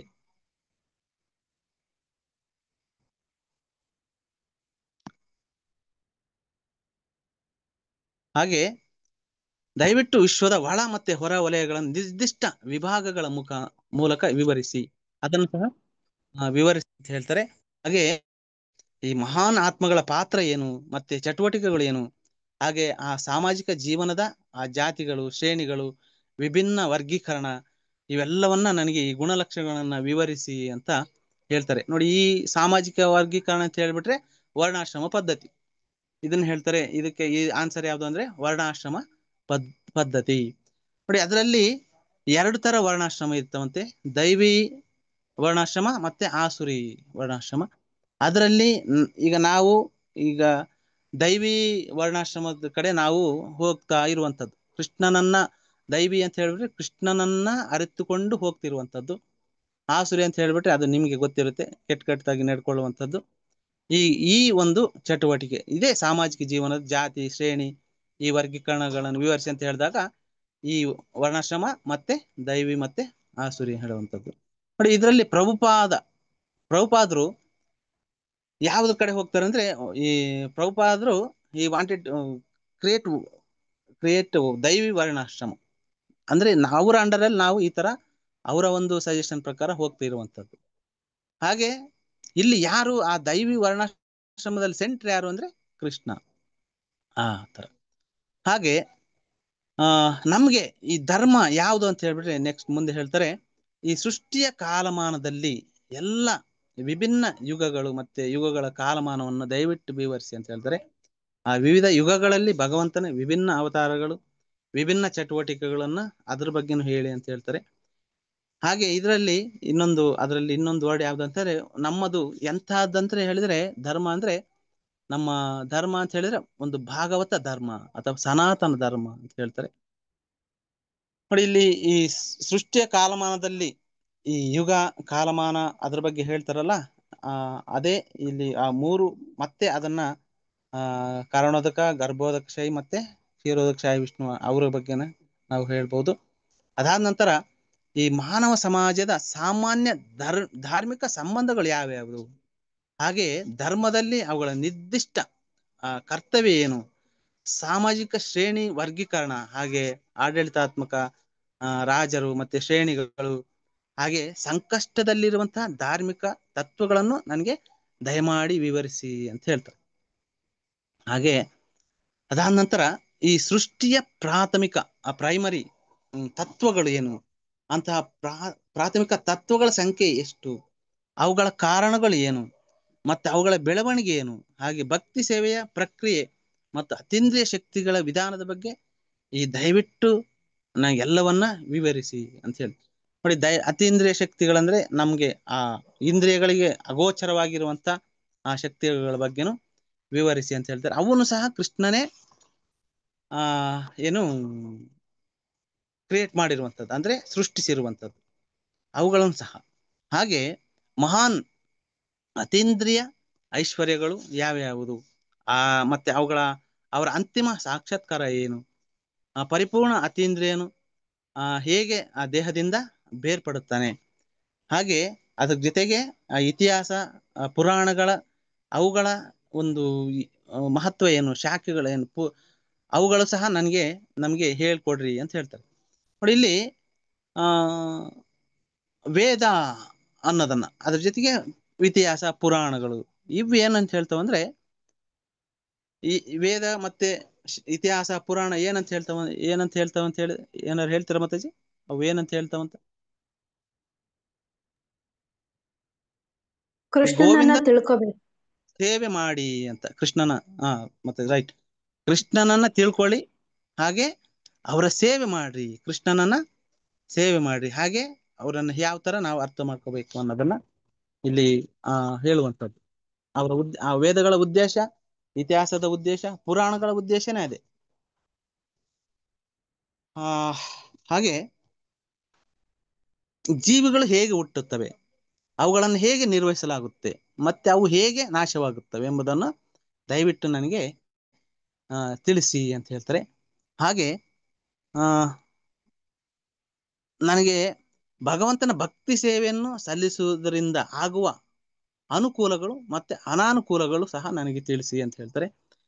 ಹಾಗೆ ಪೂರಕ ವೈದಿಕ ಆಚರಣೆಗಳು ಮತ್ತೆ ಆದೇಶಗಳು ಯಾವ್ಯಾವು, ಹಾಗೆ ಧರ್ಮ, ಅರ್ಥ ಅಥವಾ ಆರ್ಥಿಕ ಅಭಿವೃದ್ಧಿ ಮತ್ತು ಇಂದ್ರಿಯ ತೃಪ್ತಿಯ ಆ ಕಾರ್ಯವಿಧಾನಗಳು ಯಾವ್ಯಾವುದು ಅಂತ ಇದೆಲ್ಲವ ಬಗ್ಗೆ ಪರೀಕ್ಷಿತ್ ಮಹಾರಾಜರು ಇಲ್ಲಿ ಕೇಳ್ತಾ ಹೋಗ್ತಾರೆ. ಅದ್ರ ಬಗ್ಗೆ ನನಗೆ ತಿಳಿಸ್ಕೊಡಿ ಅಂತ ಹೇಳ್ಬಿಟ್ಟು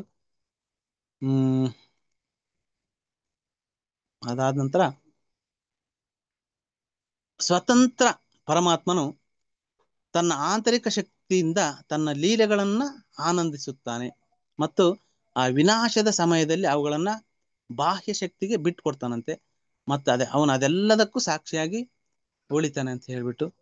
ಹಾಗೆ ಮಹಾಜ್ಞಾನಿ ಭಗವಂತನ ಪ್ರತಿನಿಧಿ ಆದಂತ ನೀವುಗಳು, ನಿಮ್ಮಿಂದ ನಾನು ಕೇಳಲಿಕ್ಕೆ ಇಷ್ಟಪಡ್ತೀನಿ ಅಂತ ಹೇಳಿದ್ರೆ, ಎಲ್ಲದರಲ್ಲೂ ಮತ್ತು ನನ್ನ ಪ್ರಶ್ನೆಗಳ ಆರಂಭದಿಂದಲೂ ನಿಮ್ಮಿಂದ ಕೇಳಿರದ ಎಲ್ಲದರಲ್ಲೂ ನನ್ನ ಜಿಜ್ಞಾಸೆಯಿಂದ ದಯೆಯಿಂದ ಪೂರೈಸಿ, ನಾನು ನಿನಗೆ ಶರಣಾಗಿರುವಂತ ಆತ್ಮನಾಗಿರುವುದರಿಂದ ದಯವಿಟ್ಟು ನನಗೆ ಈ ಸಂಬಂಧದಲ್ಲಿ ಪೂರ್ಣ ಜ್ಞಾನವನ್ನ ನೀಡಿ ಅಂತ ಹೇಳ್ತಾರೆ. ಹಾಗೆ ನೋಡಿ, ಭಾಗವತಂ ಅನ್ನುವಂಥದ್ದು ಬರೀ ಕೃಷ್ಣನ ಬಗ್ಗೆನೇ ಹೇಳೋದಿಲ್ಲಂತೆ, ಭಕ್ತರ ಬಗ್ಗೆನೂ ಹೇಳುತ್ತಂತೆ, ಕೃಷ್ಣನ ಭಕ್ತರ ಬಗ್ಗೆ. ಹಾಗೆ ಇದರಲ್ಲೆಲ್ಲ ನಾವು ನೋಡ್ತೀವಿ ಕೃಷ್ಣ ಮತ್ತೆ ಅವರ ಭಕ್ತರ ಬಗ್ಗೆ. ಹಾಗೆ ಮಹಾಜ್ಞಾನಿ, ನೀವು ಮೂಲ ಜೀವಿಯಾದ ಬ್ರಹ್ಮನಂತೆ ಒಳ್ಳೆಯವರು, ಹಿಂದಿನ ಈ ತಾತ್ವಿಕ ಊಹಾಪೋಹ ಆ ತರ ಅನುಸರಿಸದಂತೆ ನೀವು ಯಾವ ತರ, ಈಗ ನೋಡಿ ನಾವು ಗುರು ಪರಂಪರೆಯಿಂದ ಏನ್ ಬಂದಿದೆ ಅದೇ ತರ ಹೇಳುವಂಥದ್ದು. ನೋಡಿ, ನಮ್ಮಲ್ಲಿ ನನ್ನ ಪ್ರಕಾರ, ನಿಮ್ ಪ್ರಕಾರ, ಅವ್ರ ಪ್ರಕಾರ, ಇವ್ರ ಪ್ರಕಾರ ಅಂತ ಏನು ಹೇಳೋದಿಲ್ಲ. ಎಲ್ಲವನ್ನೂ ನೋಡಿ, ಕೃಷ್ಣನಿಂದ ಏನ್ ಬಂದಿತ್ತು, ಕೃಷ್ಣನಿಂದ ಬ್ರಹ್ಮದೇವರಿಗೆ ಬಂತು, ಬ್ರಹ್ಮದೇವರಿಂದ ನಾರದರಿಗೆ ಬಂತು, ಆಗ್ಲೇ ಹೇಳಿದ್ನಲ್ಲ ಆ ತರ ವ್ಯಾಸದೇವರಿಗೆ ಬಂತು, ಅವರಿಂದ ಶುಕದೇವ ಗೋಸ್ವಾಮಿಗಳಿಗೆ ಬಂತು, ಹಾಗೆ ಅವರಿಂದ ಈ ಕಡೆ ಈ ತರ ಬರುವಂಥದ್ದು. ಇದರಲ್ಲಿ ಇವೆಲ್ಲಷ್ಟು ಲೋಪ ಇಲ್ಲ. ಅದಕ್ಕೆ ಆಸ್ ಇಟ್ ಈಸ್ ಅಂತ ನಾವೇನ್ ಭಗವದ್ಗೀತೆ ಕರಿತೀವಲ್ಲ ಆ ತರ. ಅದೇ ತರ ವಿದ್ವಾಂಸ ಬ್ರಾಹ್ಮಣರೇ, ನಿಮ್ಮ ಈ ಭಾಷಣಗಳ ಸಾಗರದಿಂದ ಹರಿಯುತ್ತಿರುವಂತಹ ಈ ದೋಷಾತೀತ ವ್ಯಕ್ತಿತ್ವ ಸಂದೇಶದ ಅಮೃತವನ್ನ ನಾನು ಕುಡಿದಿರುವುದರಿಂದ ನನಗೆ ಈ ಉಪವಾಸದಿಂದ ನನಗೆ ಯಾವುದೇ ರೀತಿ ಆಯಾಸ ಆಗ್ತಿಲ್ಲ. ನೋಡಿ, ಇದ್ರ ತುಂಬಾ ನಮ್ಗೆ ಅಮೃತ, ಇದನ್ನ ನಾವು ತುಂಬಾ ಮೇನ್ ಆಗಿ ತಗೋಬೇಕು. ಇದು ನೋಡಿ, ಇದು ಅಮೃತ. ಇದು ಯಾವುದು? ಭಾಗವತಂ, ಭಗವದ್ಗೀತೆ, ಕೃಷ್ಣನ ಕಥೆ ಇದೆಯಲ್ಲ, ಕೃಷ್ಣ ಕಥಾನೇ ಅಮೃತಕ್ಕಿಂತ ಹೆಚ್ಚು. ಇದು ರೈಪನ್ ಫ್ರೂಟ್ ಅಂತ ಇದರಲ್ಲಿ ಹೇಳ್ಬಿಟ್ಟಿದ್ದಾರೆ. ಯಾವುದು? ಭಾಗವತಮನ್ನ ನೋಡಿ, ರೈಪನ್ ಅಂದ್ರೆ ಮಾಗಿದ ಹಣ್ಣು. ಮಾಗಿದ ಹಣ್ಣು ಎಷ್ಟು ಟೇಸ್ಟ್ ಆಗಿರುತ್ತೆ ಅಂತ ನಿಮ್ಗೆ ಗೊತ್ತಿರುತ್ತೆ. ಆ ತರ ಇದು ಅಷ್ಟು ರುಚಿಕಟ್ಟಾಗಿರುವಂಥದ್ದು. ಹಾಗಾಗಿ ನನಗೆ ಹಸಿವು, ಬಾಯಾರಿಕೆ ಏನು ಆಗ್ತಿಲ್ಲ, ಏನು ಹಂಗರ್ ಥರ್ಸ್ಟ್ ಏನೇನಿಲ್ಲ, ಎಲ್ಲವೂ ನನಗೆ ಏನು ಆಗ್ತಿಲ್ಲ. ಹಾಗೆ ಸೂತ ಗೋಸ್ವಾಮಿಗಳು ಇಲ್ಲಿ ಹೇಳ್ತಾರೆ, ಹೀಗೆ ಮಹಾರಾಜ ಪರೀಕ್ಷಿತ್ ಅವರಿಂದ ಭಕ್ತರೊಂದಿಗೆ ಆ ಕೃಷ್ಣನ ವಿಷಯಗಳ ಕುರಿತು ಮಾತಾಡಲು ಆಹ್ವಾನಿಸಲ್ಪಟ್ಟ ಶುಕದೇವ ಗೋಸ್ವಾಮಿ ತುಂಬಾ ಸಂತೋಷ ಪಡ್ತಾರಂತೆ. ನೋಡಿ, ಯಾಕೆ ಸಂತೋಷ ಪಡ್ತಾರೆ ಅಂತ ಹೇಳಿದ್ರೆ, 7 ದಿನ ಹಗಲು ರಾತ್ರಿ ನೋಡಿ, ಅವರು ಹಂಗೆ ಹೇಳ್ತಾರೆ, ಇವರು ಹಂಗೆ ಕೇಳ್ತಾರೆ. ಶುಕದೇವ ಗೋಸ್ವಾಮಿಗಳು ಅಷ್ಟೇ ಅದ್ಭುತವಾಗಿ ಹೇಳ್ತಾ ಹೋಗ್ತಾರೆ ಕೃಷ್ಣನ ಬಗ್ಗೆ ಈ ಭಾಗವತಮನ್ನ. ಇವರು ಒಂಥರ ಅಟೆಂಟಿವ್ ಆಗಿ ನೋಡಿ ಆ ತರ ನಮಗೆ ಬರ್ಲಿಕ್ಕೆ ಸಾಧ್ಯನೇ ಇಲ್ಲ ನಾವು. ಯಾಕಂದ್ರೆ ಆ ಪರೀಕ್ಷಿತ್ ಮಹಾರಾಜರ ತರ ಕೇಳ್ಬೇಕು ನಾವು. ಅದಕ್ಕೆ ಇವ್ರಿಗೆ ತುಂಬಾ ಸಂತೋಷ ಆಗುತ್ತಂತೆ. ಕೊನೆಯದಾದ ಶ್ಲೋಕ, ಮಹಾರಾಜ್ ಪರೀಕ್ಷಿತ್ ಅವರ ವಿಚಾರಣೆಗಳಿಗೆ ಅವರು ಉತ್ತರಿಸಲು ಪ್ರಾರಂಭ ಮಾಡ್ತಾರೆ. ಆ ದೇವೋತ್ತಮನ ವ್ಯಕ್ತಿತ್ವ ವಿಜ್ಞಾನವನ್ನು ಮೊದಲು ಭಗವಂತನೇ ಬ್ರಹ್ಮನಿಗೆ ಹೇಳಿದ್ರಂತೆ. ಈಗಾಗಲೇ ನಾವು ಚರ್ಚೆ ಮಾಡಿದ್ವಿ. ಅವರು ಮೊದಲು ಜನಿಸಿದಾಗ ಈ ಶ್ರೀಮದ್ ಭಾಗವತವು ಒಂದು ಪೂರಕ ವೈದಿಕ ಸಾಹಿತ್ಯ ಆಗಿರುವಂಥದ್ದು, ಒಂದು ಲಿಟ್ರೇಚರ್ ಇದು. ಅದು ಆ ವೇದಗಳ ಅನುಸರಣೆಯಲ್ಲಿರುವಂಥದ್ದು. ಹಾಗೆ ರಾಜ ಪರೀಕ್ಷಿತ್ ತನ್ನಿಂದ ಕೇಳಿದ ಎಲ್ಲದಕ್ಕೂ ಉತ್ತರಿಸಲು ಅವನು ತನ್ನನ್ನು ತಾನು ಸಿದ್ಧಪಡಿಸಿಕೊಂಡರು. ಮಹಾರಾಜ್ ಪರೀಕ್ಷಿತ್ ಪಾಂಡುಗಳ ರಾಜ್ಯದಲ್ಲಿ ಶ್ರೇಷ್ಠನಾಗಿದ್ದನು. ಮತ್ತೆ ಆದ್ದರಿಂದ ಅವನು ಸರಿಯಾದ ವ್ಯಕ್ತಿಯಿಂದ ಸರಿಯಾದ ಪ್ರಶ್ನೆಗಳನ್ನು ಕೇಳಲು ಸಾಧ್ಯ ಆಯಿತು. ನೋಡಿ, ಇದು ತುಂಬಾ ಇಂಪಾರ್ಟೆಂಟ್. ಫಸ್ಟು ಹೀಗಿರ್ಬೇಕು, ಸರಿಯಾದ ವ್ಯಕ್ತಿ, ಕೇಳೋರು ಚೆನ್ನಾಗಿರ್ಬೇಕು. ನೋಡಿ, ನಮ್ಗೆ ಹಿಂದೆ ನಾವು ಚಿಕ್ಕ ಹುಡುಗರಾದಾಗ ನಮ್ಮ ಅಜ್ಜಿಯವ್ರ ಕಥೆ ಹೇಳ್ತೀವಿ. ನಾವು ಹೂ ಗುಟ್ಟು ಅಥವಾ ಹೂ ಅನ್ನು ಅಂತ ಹೇಳ್ತೀವಿ. ಹೂ ಅನ್ಲಿಂದ ಅವ್ರು ಹೇಳ್ತಿರ್ಲಿಲ್ಲ. ಹಾಗೆ ಜಸ್ಟ್ ಇದೇನು ಅಲ್ಲ ಇದ್ರ ಮುಂದೆ. ಆದರೆ ಇವರು ಇಬ್ರು ಅಂತವ್ರೆ. ಯಾರು? ಶುಕದೇವ ಗೋಸ್ವಾಮಿಗಳು ಅಷ್ಟೇ ಮಹಾನ್ ಭಕ್ತರು, ಭಗವಂತನ ಮಗ. ವ್ಯಾಸದೇವರು ಸ್ವಯಂ ಭಗವಂತ, ಅವರ ಮಗ. ಹಾಗೆ ಪರೀಕ್ಷಿತ್ ಮಹಾರಾಜರು ಭಕ್ತರ ವಂಶ, ಭಕ್ತರಲ್ಲಿ ಭಕ್ತರ ಕುಟುಂಬದಲ್ಲಿ ಹುಟ್ಟಿರುವಂತ ಪರಮ ಭಕ್ತರವರು. ನೋಡಿ, ಹೀಗಿರ್ಬೇಕಂತ. ಹೀಗಿದ್ದಾಗ ಸರಿಯಾದ ಪ್ರಶ್ನೆಗಳನ್ನು ಕೇಳಲು ಸಾಧ್ಯ ಆಯಿತು. ಅವರು ಸಹ ಸರಿಯಾಗಿ ಆನ್ಸರ್ ಅನ್ನು ಕೊಡ್ತಾರೆ. ಅಷ್ಟೇ ಅಚ್ಚುಕಟ್ಟಾಗಿ ಗೋವಿಂದನ ಕೃಷ್ಣನ ಬಗ್ಗೆ. ಇಲ್ಲಿಗೆ ಇದು ಈ ಅಧ್ಯಾಯ ಒಂದು ಮುಗಿಯಿತು. ಹರೇ ಕೃಷ್ಣ ಮಾತಾಜಿ, ಹರೇ ಕೃಷ್ಣ ಪ್ರಭುಜಿ. ಏನಾದ್ರು ತಪ್ಪಿದ್ರೆ ದಯಮಾಡಿ ಕ್ಷಮಿಸಿ. ಹಾಗೆ ನೀವೆಲ್ಲರೂ ನನ್ಗೆ ಆಶೀರ್ವಾದ ಮಾಡಿ ಭಕ್ತಿಲಿ ಮುಂದುವರಿಲಿಕ್ಕೆ ಎಲ್ಲರೂ. ಹರೇ ಕೃಷ್ಣ ಮಾತಾಜಿ. ಹರೇ ಕೃಷ್ಣ. ಹರೇ ಕೃಷ್ಣ ಪ್ರಭುಜಿ, ತುಂಬಾ ಚೆನ್ನಾಗಿ ತಿಳಿಸ್ಕೊಟ್ರಿ ಪ್ರಭುಜಿ. ಇವತ್ತಿನ ಪ್ರವಚನ ತುಂಬಾ ಚೆನ್ನಾಗಿತ್ತು. ಪರೀಕ್ಷಿತ್ ಮಹಾರಾಜನು ಎಂತ ಪ್ರಶ್ನೆ ಕೇಳ್ತಾನೆ ಶುಕಮುನಿಗಳಿಗೆ ಅಂತ. 24 ಪ್ರಶ್ನೆಗಳಲ್ವಾ ಪ್ರಭುಜಿ? 24 ಪ್ರಶ್ನೆ ಕೇಳ್ತಾರೆ. ಅದಕ್ಕೆ ನಾನು ಸಾಧ್ಯವಾದಷ್ಟು ಆನ್ಸರನ್ನು ಸುಂದರ ನಿತ್ಯಾನಂದ ಪ್ರಭುಗಳು ಅದನ್ನ ಕೇಳ್ಬಿಟ್ಟು ಆನ್ಸರ್ ಹೇಳಲಿಕ್ಕೆ ಟ್ರೈ ಮಾಡಿದೆ ಮಾತಾಜಿ. ಏನಾದ್ರು ತಪ್ಪಿದ್ರೆ ದಯಮಾಡಿ ಕ್ಷಮಿಸಿ. ಚೆನ್ನಾಗಿ ಹೇಳಿದ್ದೀರಾ ಪ್ರಭುಜಿ. ನಮಗೂ ಎಲ್ಲ ಪ್ರಶ್ನೆಗಳು ಕೇಳಿ ಕೇಳಿ ಕೇಳಿ ನಮಗೂ ಏನಂದ್ರೆ ಅಲರ್ಟ್ ಆಗಿರಂಗ್ ಮಾಡಿದ್ದೀರಾ ಪ್ರಭುಜಿ. ಕೆಲ್ಸ ಅಂತ ಕೆಲಸ ಮಾಡ್ಕೊಂತ ಕೇಳ್ತಿದ್ವಿ. ಅಯ್ಯೋ ಪ್ರಭುಜಿ ಏನಾದ್ರು ಕೇಳ್ತಾರೆ, ಹೇಳ್ಬೇಕು ಅನ್ನೋದು ಒಂದು ಉತ್ಸಾಹ ಇರುತ್ತೆ ಪ್ರಭುಜಿ, ಏನಾದ್ರು ಕ್ವಶನ್ ಕೇಳಿದಾಗ. ಹಂಗಾಗಿ ಸ್ವಲ್ಪ ತಿಳ್ಕೊಳಕ್ ಇಷ್ಟ ಪಡ್ತೀವಿ ಪ್ರಭುಜಿ. ಕೃಷ್ಣನ್ ಕತೆ ಹೇಳ್ತಾ ಇದಾರೆ ಪ್ರಭುಜಿ, ಕೇಳೋಣ, ಏನಾದ್ರು ಕ್ವಶನ್ ಕೇಳ್ತಾರ, ಆನ್ಸರ್ ಹೇಳ್ಬೋದು ಅನ್ನೋದೊಂದು ಇಂಟ್ರೆಸ್ಟ್ ಇಂದ ಕೇಳ್ತೀವಿ ಪ್ರಭುಜಿ. ಹಂಗೆ ನೀವ್ ಹೇಳೋರು ಹೆಂಗ್ ಹೇಳ್ತಿರೋ ಕೇಳೋರು ನಾವು ಅದೇ ರೀತಿ ಇದ್ರೆ ಕೃಷ್ಣನ್ ಕತೆ ಚೆನ್ನಾಗಿ ಅರ್ಥ ಆಗುತ್ತೆ ಅನ್ನೋದು ಗೊತ್ತಾಗುತ್ತೆ ಪ್ರಭುಜಿ. ಬೇಸಿಕಲಿ ಮತ್ತೆ ಇದು ಕ್ವಶನ್ಸ್ ಅಲ್ವಾ, ಪಾಠ ಪೂರ್ತಿ ಅದೇ ಈ ಒಂದು ಅಧ್ಯಾಯದಲ್ಲಿ. ನಿಮ್ದು ಪರೀಕ್ಷಿತ ಮಹಾರಾಜನ ಪ್ರಶ್ನೆಗಳೇ ಇದ್ದಾವೆ ಪ್ರಭುಜಿ. ತುಂಬಾ ಚೆನ್ನಾಗಿ ಹೇಳಿದ್ರಿ ಪ್ರಭುಜಿ. ನೀವು ಕ್ವಶನ್ ಕೇಳೋದ್ರಿಂದ ನಮ್ ತಲೆಯಲ್ಲಿ ಓಡ್ತಿರ್ತಾವ ಪ್ರಭುಜಿ, ಎಲ್ಲ ಆನ್ಸರ್ಗಳು. ನೀವ್ ಹೇಳಕ್ ಆಗಿಲ್ಲ ಅಂದ್ರು ಅವಕಾಶ ಸಿಕ್ಕಿಲ್ಲ ಅಂದ್ರೂ ಕೂಡ ತಲೆಯಲ್ಲೆಲ್ಲ ಓಡ್ತಿರ್ತವೆ. ಇದು ಹೇಳಿದ್ರೆ ಬೇಸಿರ್ತೈತಿ, ಇದು ಹೇಳಿದ್ರೆ ಬೇಕಿರ್ತೈತಿ ಅಂತ. ಆಗ ತುಂಬಾ ಚೆನ್ನಾಗಿ ಹೇಳಿದ್ರಿ ಪ್ರಭುಜಿ. ಧನ್ಯವಾದ. ನನಗೆ ಅವಕಾಶ ಕೊಟ್ಟಿದ್ದಕ್ಕೆ ನಿಮ್ಮೆಲ್ಲರಿಗೂ ಅನಂತ ಕೋಟಿ ದಂಡವತ್ ಪ್ರಣಾಮಗಳು. ಹಾಗೆ ನಮ್ಮ ಶಿಕ್ಷಕರುಗಳಿಗೂ ಸಹ ಪ್ರಭುಜಿ ದಂಡವತ್ ಪ್ರಣಾಮ ಪ್ರಭುಜಿ. ಹರೇ ಕೃಷ್ಣ ಪ್ರಭುಜಿ, ತುಂಬಾ ಥ್ಯಾಂಕ್ಸ್ ಪ್ರಭುಜಿ. ನೋಡಿ, ಈ ಕತೆ ನಾವು ಕೇಳ್ತಿದ್ದಾಗ ನನ್ಗಂತೂ ಬಹಳ ಖುಷಿ ಆಗ್ತಿರುತ್ತೆ ಮಾತಾಜಿ. ಯಾರಿಗಂಗ ಗೊತ್ತಿಲ್ಲ, ನನ್ಗೆ ಕೇಳೋದಕ್ಕಿಂತ ಪಾಠ ಮಾಡ್ಬೇಕಾರೆ ತುಂಬಾ ಖುಷಿ ಆಗ್ತಿರುತ್ತೆ. ನನಗೆ ಒಂದು ಆನಂದವನ್ನ ಅನುಭವಿಸ್ತಿರ್ತೀನಿ ನಾನು. ಕ್ಲಾಸ್ ಕೊಡೋದ್ರಲ್ಲಿಂದ ನಿಮ್ಮಂತವ್ರು ಬಹಳ ತಿಳುವಳಿಕೆಯಿಂದ ತಿಳ್ಕೊಳಕ್ ಅವಕಾಶ ಸಿಗುತ್ತೆ ಪ್ರಭುಜಿ. ನಿಮ್ಗೆ ನೀವು ಕ್ಲಾಸ್ ಕೊಡೋದ್ರಲಿಂದಾನೇ ನಿಮ್ಗೆ ಎನರ್ಜಿ ಬರುತ್ತೆ ಪ್ರಭುಜಿ. ಆ ಅವಕಾಶ ನೀವು ಬಹಳ ಚೆನ್ನಾಗಿ ಉಪಯೋಗಿಸ್ಕೊಳ್ತೀವಿ. ಅಧಿವೇಶನ ಚೆನ್ನಾಗಿ ನಡ್ಸ್ಕೊಟ್ಟಿದ್ದೀರಾ ಪ್ರಭು. ಕ್ವಶನ್ ಅಂಡ್ ಆನ್ಸರ್ ಕೇಳ್ತಾ ಇದ್ರೆ ಖುಷಿ ಆಗುತ್ತೆ, ನಮಗೂ ಎಚ್ಚರಿಕೆ ಆಗುತ್ತೆ ಪ್ರಭು ಭಗವಂತನ ಬಗ್ಗೆ ಕೇಳಲಿಕ್ಕೆ. ಧನ್ಯವಾದಗಳು ಪ್ರಭು, ಅದ್ಭುತವಾಗಿ ನಡ್ಸ್ಕೊಟ್ರಿ. ಹರೇ ಕೃಷ್ಣ ಮಾತಾಜಿ, ದಂಡವತ್ ಮಾತಾಜಿ. ஹரே கிருஷ்ணா பிரபுஜி, ரொம்ப நல்லா சொன்னீங்க. உங்களது பிரவச்சனம் ரொம்ப நல்லா இருந்துச்சு. காதுல கேட்க கேட்க அவ்வளோ இனிமையா இருந்ததுங்க. செந்தமிழ் நாடெனும் போதினிலே இன்ப தேன் வந்து பாயுது காதினிலேன்ற மாதிரி. ಹೌದಾ ಮಾತಾಜಿ? ಹರೇ ಕೃಷ್ಣ ಮಾತಾಜಿ. ஆமா பிரபு, நான் சுலோச்சனா பிரபுஜி. ரொம்ப இனிமையா இருந்ததுங்க. Thank you Prabhu. Hare thank you Mataji. Hare Krishna Mataji. Hare Krishna Prabhuji. ಇವತ್ತಿನ ನಿಮ್ದು ಪ್ರವಚನ ಎಲ್ಲರಿಗೂ ತುಂಬಾ ಇಷ್ಟ ಆಗಿದೆ ಪ್ರಭುಜಿ. ಗುರುಗಳ ತರನೇ ಹೇಳಿದ್ದಾರೆ ಪ್ರಭುಜಿ. ಹರೇ ಕೃಷ್ಣ. ತುಂಬಾ ಧನ್ಯವಾದಗಳು ಪ್ರಭುಜಿ. ಇದೇ ಮಾತಾಜಿ, ನಾನು ಗುರು ಅಲ್ಲ, ಒಬ್ಬ ಮೇಷ್ಟ್ರು ಅಷ್ಟೇ, ಶಿಕ್ಷಕ. ಅಥವಾ ಗುರುಗಳಂದ್ರೆ ಅದು ಬಹಳ ಎತ್ತರವಾದ ಸ್ಥಾನ ಮಾತಾಜಿ. ನಾವಿನ್ನೂ ಅಲ್ಲಿಗೆ ಹೋಗ್ಲಿಕ್ಕೆ ಆಗುತ್ತೆ ಇಲ್ಲ ಗೊತ್ತಿಲ್ಲ. ಪ್ರಯತ್ನ ಅಂತ ಗುರು ಪಡ್ತಾ ಇದ್ದೀರಾ ಪ್ರಭುಜಿ. ಹಾ ಮಾತಾಜಿ. ಹರೇ ಕೃಷ್ಣ ಮಾತಾಜಿ. ಹರೇ ಕೃಷ್ಣ ಪ್ರಭುಜಿ. ತುಂಬಾ ಧನ್ಯವಾದಗಳು ಪ್ರಭುಜಿ. ಹರೇ ಕೃಷ್ಣ. ಇದೇ ರೀತಿ ನೀವು 3ನೇ ಕ್ಯಾಂಟೋ ಯಾರಾದ್ರೂ ಮಾಡೋರಿದ್ರೆ ನನಗೆ ಮೆಸೇಜ್ ಮಾಡಿ ಮಾತಾಜಿ, ನಾನು ಮಾಡ್ತೀನಿ ಅಂತ. 3ನೇ ಕ್ಯಾಂಟೋ ಇನ್ನು 2 ದಿವಸ ಆದ್ಮೇಲೆ 3ನೇ ಕ್ಯಾಂಟೋ ಇದೆ. ಯಾರಾದ್ರೂ ಮೆಸೇಜ್ ಹಾಕಿ ಮಾತಾಜಿ, ನಾನು ನಾಳೆ ಹೆಸರು ಬರ್ದು ಪ್ರಭುಜಿ ಕಳಿಸ್ತೀನಿ, ಯಾರ್ಯಾರು ಮಾಡ್ತಿದ್ರಾ ಅಂತ. ಪ್ಲೀಸ್ ಮಾತಾಜಿ, ಎಲ್ಲರೂ ಇದೇ ರೀತಿ ಅವಕಾಶ ಪಡ್ಕೋಬೇಕು ಮಾತಾಜಿ.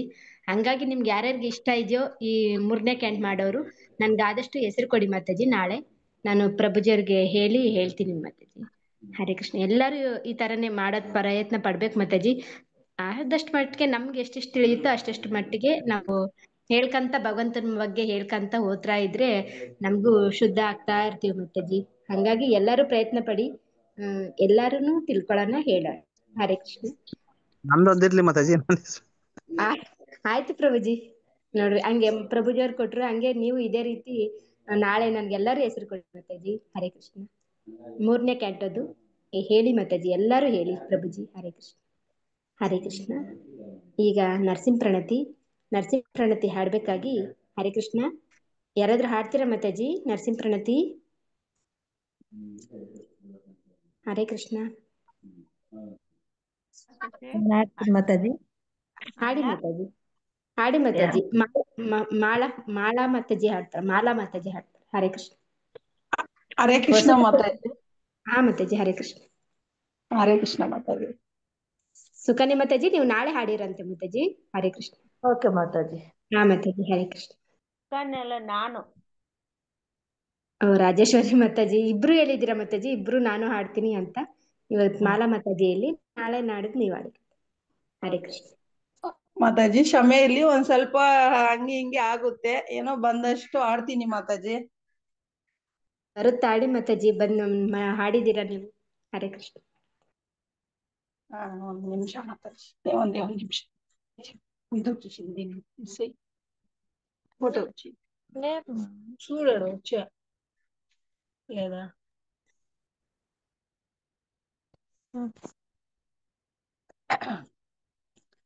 ಮಾತಾಜಿ ಆಡ್ತೀನಿ ಮಾತಾಜಿ. ಹಾಡಿ ಮಾತಾಜಿ, ಹಾಡಿ ಹಾಡಿ. ನಾ ಜೈ ನರಸಿಂಹ, ಜೈ ಜೈ ನರಸಿಂಹ, ನಾಮಸ್ತೆ ನರಸಿಂಹಾಯ, ನಾಮಸ್ತೆ ನರಸಿಂಹಾಯ, ಪ್ರಹ್ಲಾದದಾಯಿದಾಯಿನೇ, ಪ್ರಹ್ಲಾದದಾಯಿದಾಯಿನೇ, ಹಿರಣ್ಯಕಾಶಿಪೂರ್ವಕ್ಷಃ, ಹಿರಣ್ಯಕಾಶಿಪೂರ್ವಕ್ಷಃ, ಶಿಲಟಂಕಾನಕಾಲಾಯ, ಶಿಲಟಂಕಾನಕಾಲಾಯ,